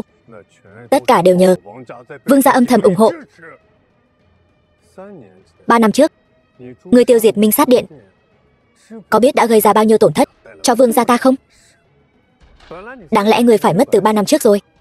Nhưng là cha ngươi liều mạng bảo vệ ngươi, gánh hết mọi tội lỗi cho ngươi, bị vương gia xử tử. Cho nên ngươi mới chỉ bị vương gia trục xuất ra ngoài đơn giản như vậy. Ngươi nói cha ta không phải tự nhiên mà mất sao? Đương nhiên rồi. Nhưng giờ nói những điều này cũng chẳng còn ý nghĩa gì nữa rồi.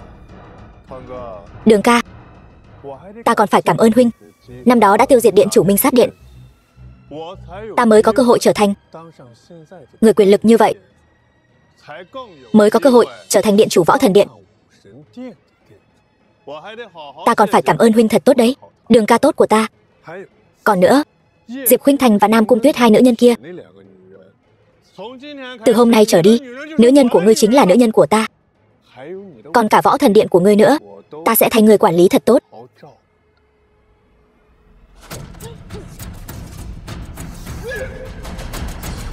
Thanh Long, ngươi, các ngươi tưởng người của Võ Thần Điện ta dễ dàng phản bội ta như vậy sao? Thì ra ngươi và Thanh Long ở Nam Cung gia là đang diễn kịch, mục đích chính là để dụ ta vào trong. Ngươi sẽ không thực sự nghĩ rằng chỉ với thực lực của mình là có thể đánh bại điện chủ chứ? Bây giờ kết thúc rồi. Vương Hạo, ngươi không thể lấy mạng ta. Nếu ngươi lấy mạng ta thì sẽ không biết những tàn dư khác của Minh Sát Điện.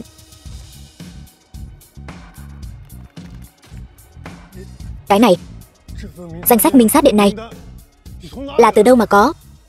Mục đích ta đến đây, thứ nhất là để lấy mạng ngươi. Thứ hai là nhân cơ hội này đi tiêu diệt tàn dư của ngươi. Nơi này đúng là hơi tồi tàn, nhưng là do chính ngươi chọn. Danh sách này rốt cuộc ngươi lấy từ đâu ra? Ta sớm nên biết rằng Không Môn không chịu quy phục ta, thì hắn hẳn đã bái nhập dưới trướng ngươi. Ngươi quả thực thông minh, nhưng lại không dùng đúng chỗ. Bây giờ ta tiễn ngươi lên đường. Đường ca tốt của ta, ngươi sẽ không thực sự nghĩ rằng như vậy là có thể lấy mạng được ta chứ? Ngươi có ý gì?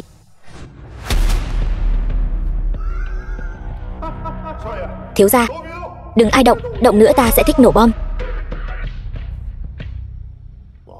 Vương Hạo, nếu ta không lấy mạng ngươi, ta thề không làm người. Rút lui. Khốn kiếp, tàn dư của Minh Sát Điện hắn đã bị chúng ta tiêu diệt rồi. Hơn nữa Võ Thần Điện chúng ta đã phát lệnh truy sát hắn. Nhìn khắp đại hạ, đã không còn nơi nào cho hắn dung thân nữa rồi. Cứ để hắn sống lay lắt thêm vài ngày. Chúc mừng điện chủ, tàn dư Minh Điện đã bị tiêu diệt hoàn toàn. Sau này, trên đời sẽ không còn thế lực nào có thể sánh ngang với Võ Thần Điện. Võ Thần Điện chúng ta chưa bao giờ nghĩ đến chuyện xưng vương xưng bá, chỉ mong bách tính thiên hạ đều được tắm mình trong ánh mặt trời. Nói hay lắm, nhưng mà Vương Hạo, hôn lễ của ngươi và Tuyết Nhi, ta và Tuyết Nhi đã bàn bạc xong rồi. Hôn lễ của chúng ta sẽ được tổ chức vào ngày mai. Tốt. Tuyết Nhi, ta sẽ cho nàng một hôn lễ long trọng nhất. Vương Hạo hiện đã ban bố lệnh truy sát của Võ Thần Điện. Bây giờ tất cả các thế lực ở Đại Hạ đều đang tìm chúng ta đã không còn nơi nào để trốn. Không sao. Sự xa cơ lỡ vận của bổn thiếu gia chỉ là tạm thời. Đợi ta khôi phục lại, nhất định phải bắt Vương Hạo đó cùng toàn bộ Võ Thần Điện phải trả giá bằng máu. Thuộc hạ đương nhiên là tin tưởng thiếu gia. Vương Sâm đã không còn đường lui. Nếu ta lấy mạng hắn rồi đem đến Võ Thần Điện, biết đâu còn có thể đổi lấy một con đường sống. Đúng rồi, trong ba lô của ta còn một ít tiền tài, người giúp ta lấy nó ra, chúng ta chia nhau. Được.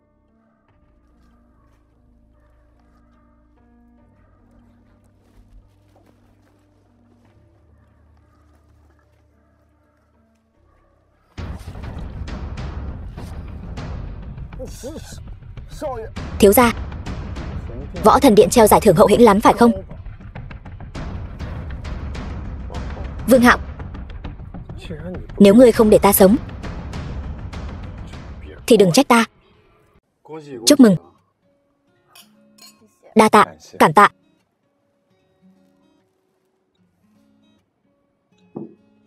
Được, mọi người cứ tiếp tục đi. Được. Phải rồi, ta cũng đi thay y phục. Được, gặp lại sau.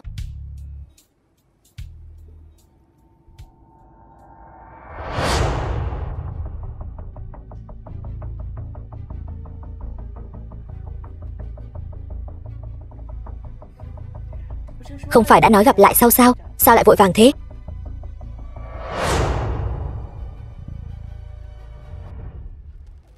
Điện chủ, ngài chuẩn bị xong chưa? Mời tân nương tiến vào.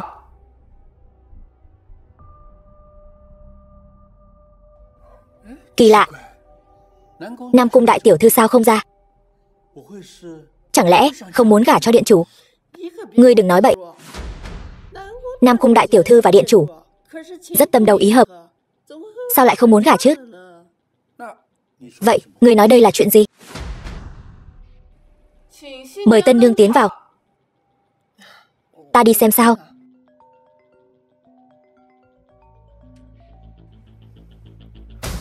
Điện chủ đại nhân của ta ơi, chúng ta lại gặp nhau rồi. Vương Sâm. Điện chủ đại nhân, ngươi đừng nhìn ta với vẻ mặt đó. Ngươi thật sự chán sống. Minh sát điện của ta đã bị ngươi tiêu diệt sạch sẽ. 2 ngày nay ta bị bao nhiêu người truy sát. Vậy thì tại sao ta không tìm vài người mà điện chủ quan tâm chôn cùng ta chứ? Nếu ngươi dám động đến một sợi tóc của Tuyết Nhi, ta nhất định sẽ lột da rút gân ngươi. Vương Hạo, đến lúc này rồi, ngươi còn dám uy hiếp ta? Ngươi thật sự nghĩ rằng ta không dám làm gì Nam Cung Tuyết, phải không? Nam Cung Tuyết quả xứng danh đệ nhất mỹ nhân Đại Hạ. Ta sắp không chịu nổi nữa rồi. Ngươi dám muốn cứu Nam Cung Tuyết thì một mình đến nhà kho lần trước. Trước khi trời tối, nếu ngươi chưa đến thì cứ chờ mà nhặt xác Nam Cung Tuyết đi. Thật không thể tin được. Thật đáng sợ. Vương Sâm lại làm ra chuyện như vậy. Hắn làm thế nào vậy? Không biết.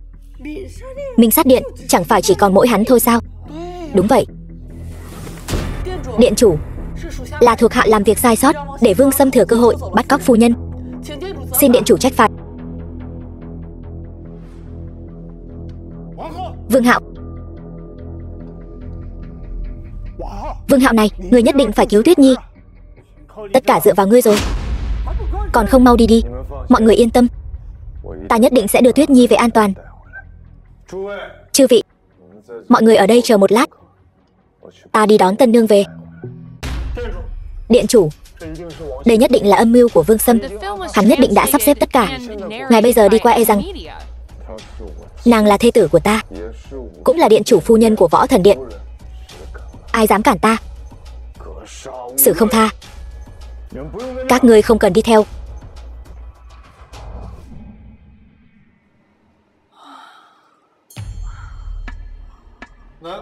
Nam Cung đại tiểu thư, cô tỉnh rồi. Vương Sâm, ngươi mau thả ta ra. Nếu không Vương Hạo biết, nhất định sẽ không tha cho ngươi. Nam Cung tiểu thư, Chúng ta đều là người trưởng thành rồi, đừng nói những lời đùa cợt như vậy. Ngươi đang ở trong tay ta thì ta còn có một con đường sống. Nếu ta thả ngươi ra thì Vương Hạo có tha cho ta đường sống không? Nếu hắn thật sự quan tâm đến ngươi, chắc hẳn giờ đã sắp đến rồi. Mỹ nhân thế này, còn phải xem điện chủ của chúng ta có thể làm gì cho ngươi. Vương Sâm, Vương Hạo là điện chủ của Võ Thần Điện. Ngươi thật sự nghĩ hắn sẽ để ngươi tùy ý sắp đặt sao? Chưa chắc đâu. Vương Sâm, ngươi đừng sai lầm nữa. Bây giờ dừng tay còn kịp. Ngươi bảo ta dừng tay. Thật nực cười. Ta nói cho ngươi biết, tất cả những chuyện này đều là vì ngươi. Hồi ở Hải Thành, nếu ngươi ngoan ngoãn gả cho ta thì bây giờ cũng chẳng đến nông nỗi này. Đợi Vương Hạo đến, ta sẽ lăng trì hắn ngay trước mặt ngươi. Ngươi muốn lăng trì ai? Đứng yên đó. Đường ca tốt của ta, cuối cùng huynh cũng đến rồi. Yên tâm, thả hai người họ ra, ta sẽ để lại cho ngươi toàn thây. Đường ca, đừng nói đùa nữa. Giấy truy nã đã dán khắp thiên hạ rồi. Nếu ta thả họ ra, chẳng phải sẽ mặc cho huynh xử lý sao? Thôi đi. Ngươi muốn làm gì? Nghe nói bây giờ huynh đã đạt đến siêu phàm nhập cảnh rồi. Đối phó với ta chẳng khác nào lấy mạng một con gà. Nhưng mà nếu huynh phế bỏ một cánh tay thì sức mạnh có phải sẽ không bằng ta nữa không? Vương Hạo, hôm nay ta muốn ngươi phế bỏ một cánh tay. Đừng Vương Hạo, ta đồng ý với ngươi. Đừng mà. Vương Hạo. Đường ca ơi là Đường ca, ta phải nói huynh thế nào đây? Vì hai người phụ nữ mà lại phế bỏ một cánh tay của mình. Bớt nói nhảm đi. Ngươi nói ta làm được rồi. Thả hai người họ ra ngay đi. Với cảnh giới siêu phàm nhập thánh hiện tại của huynh, ta căn bản không chắc có thể toàn mạng rời khỏi đây. Cho nên ta vẫn chưa thể thả. Ngươi nuốt lời. Chẳng lẽ không sợ người của Võ Thần Điện sẽ không tha cho ngươi sao? Sợ? Bây giờ ta còn sợ gì nữa? Ta nói cho ngươi biết, tất cả những chuyện này đều là vì ngươi. Hồi ở Hải Thành, nếu ngươi ngoan ngoãn để ta lấy mạng thì ta đã không ra nông nỗi này. Người thừa kế của Vương gia chỉ có một, là ta Vương Sâm, chứ không phải ngươi. Ngươi thật sự coi trọng hư danh đến vậy sao? Hư danh? Người thừa kế Vương gia và điện chủ Võ Thần Điện, đó đều là vinh dự tối cao của thế giới. Ngươi nói đây là hư danh? Ngươi dám thề với lòng mình là ngươi chưa bao giờ nghĩ đến những thứ này sao? Nếu ta muốn những thứ này, 3 năm trước ta đã không cam tâm rời đi rồi. Đó là bởi vì ngươi đã từng có được, còn ta thì không. Những thứ này vốn dĩ đều nên là của ta. Là ngươi kéo ta xuống, cho nên hôm nay ngươi phải mất. Ta hiểu rồi. Tự đoạn cánh tay chỉ là kế tạm thời. Ngươi muốn ta tự kết liễu ngay tại chỗ phải không? Đúng vậy. Chỉ cần ngươi tự kết liễu tại chỗ, ta sẽ tha cho hai người bọn họ. Ta lấy cái gì tin ngươi? Vương Hạo, ta không có nhiều kiên nhẫn đâu. Ta không phải đang thương lượng với ngươi. Ngươi nếu còn không tự kết liễu tại chỗ thì đừng trách ta tàn nhẫn. Được. Vương Hạo, đừng mà. Đừng. Ta đồng ý. Vương Hạo.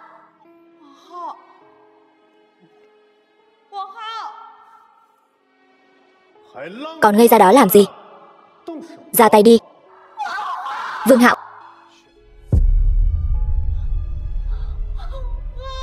Không.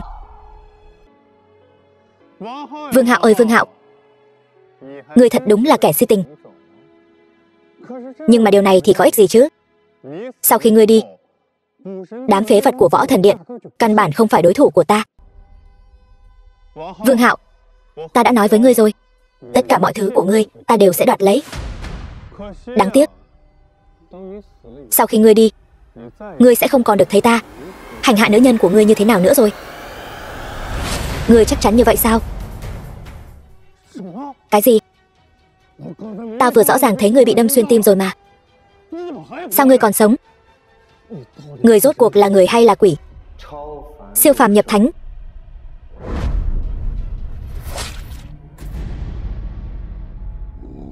Ta không phục. Nếu có kiếp sau, ta hy vọng ngươi làm người tốt. Vương Hạo.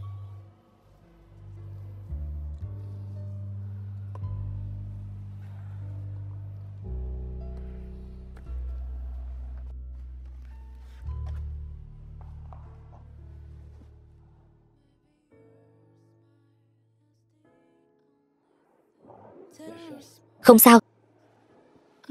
Ngươi thế nào rồi? Ngươi không sao chứ? Khả năng chữa trị của siêu phàm nhập thánh không phải người thường có thể sánh bằng. Vậy thì tốt rồi. Vương Hạo, xin lỗi. Không sao, ta căn bản không để tâm. Đều qua rồi. Vương Hạo, chúng ta có thể bắt đầu lại từ đầu không? Hôn lễ của chúng tôi vẫn đang diễn ra. Hay là ngươi cùng uống chén rượu mừng? Đi thôi. Xin lỗi. Vương Hạo, là ta đã đánh mất ngươi. Điện chủ vẫn chưa trở về. Không biết có xảy ra chuyện gì không? Khó mà nói. Tuy điện chủ thần công cái thế, nhưng Vương Sâm cũng không phải hạng tầm thường. Thêm nữa là người ta đã có chuẩn bị. Dù sao thì tên bắn lén cũng khó lòng phòng bị. Cha nói xem Vương Hạo này có thể đưa Tuyết Nhi trở về không? Khó mà nói. Tên tiểu tử Vương Hạo đó trọng tình trọng nghĩa, nhưng đôi khi quá trọng tình trọng nghĩa cũng là điểm yếu. Có tin tức gì về điện chủ chưa? Tạm thời vẫn mất liên lạc. Điện chủ, không lẽ đã xảy ra chuyện gì rồi sao? Ngậm cái mỏ quạ của ngươi lại. Chư vị, điện chủ vẫn chưa thấy hồi phủ. Chúng ta e rằng khó mà đợi thêm được nữa. Chuẩn bị đi trước một bước vậy. Phải đó, chúng ta cũng không thể cứ đợi mãi như vậy. Chuyện này